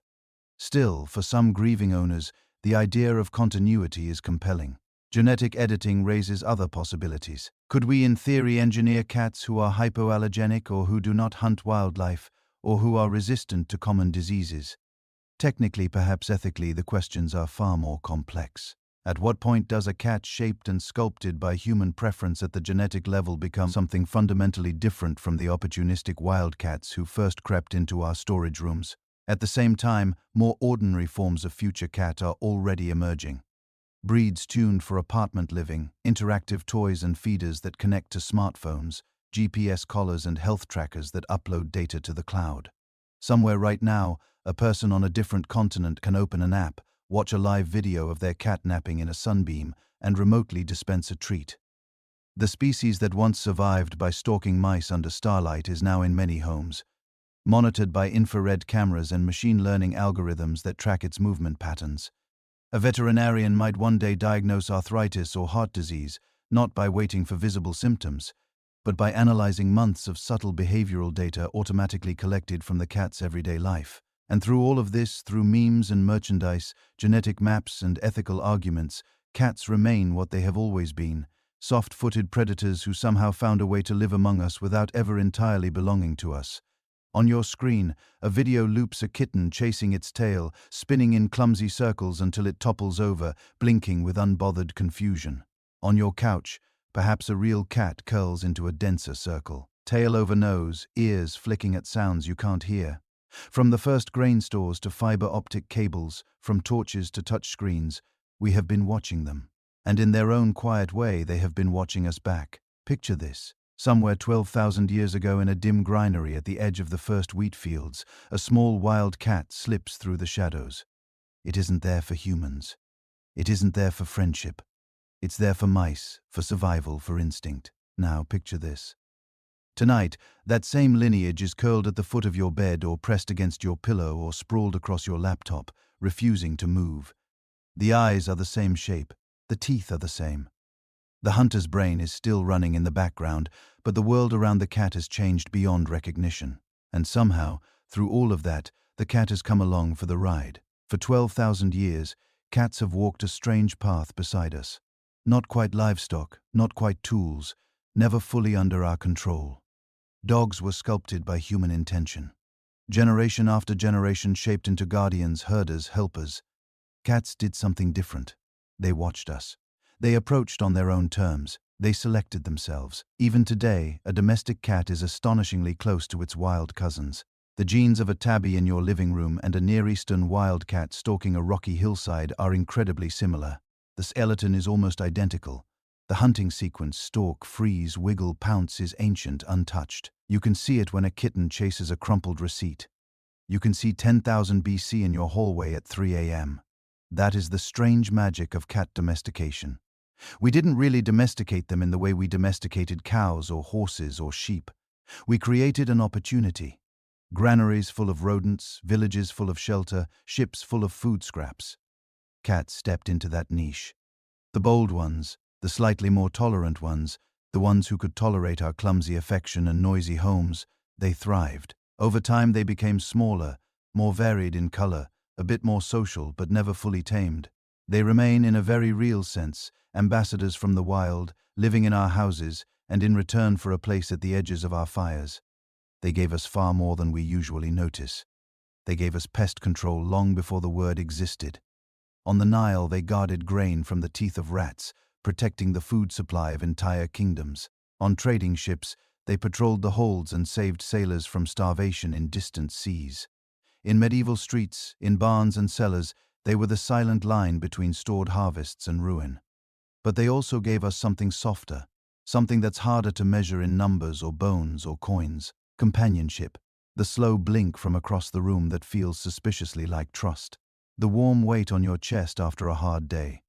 the quiet purr vibrating through the darkness when the rest of the world feels uncertain.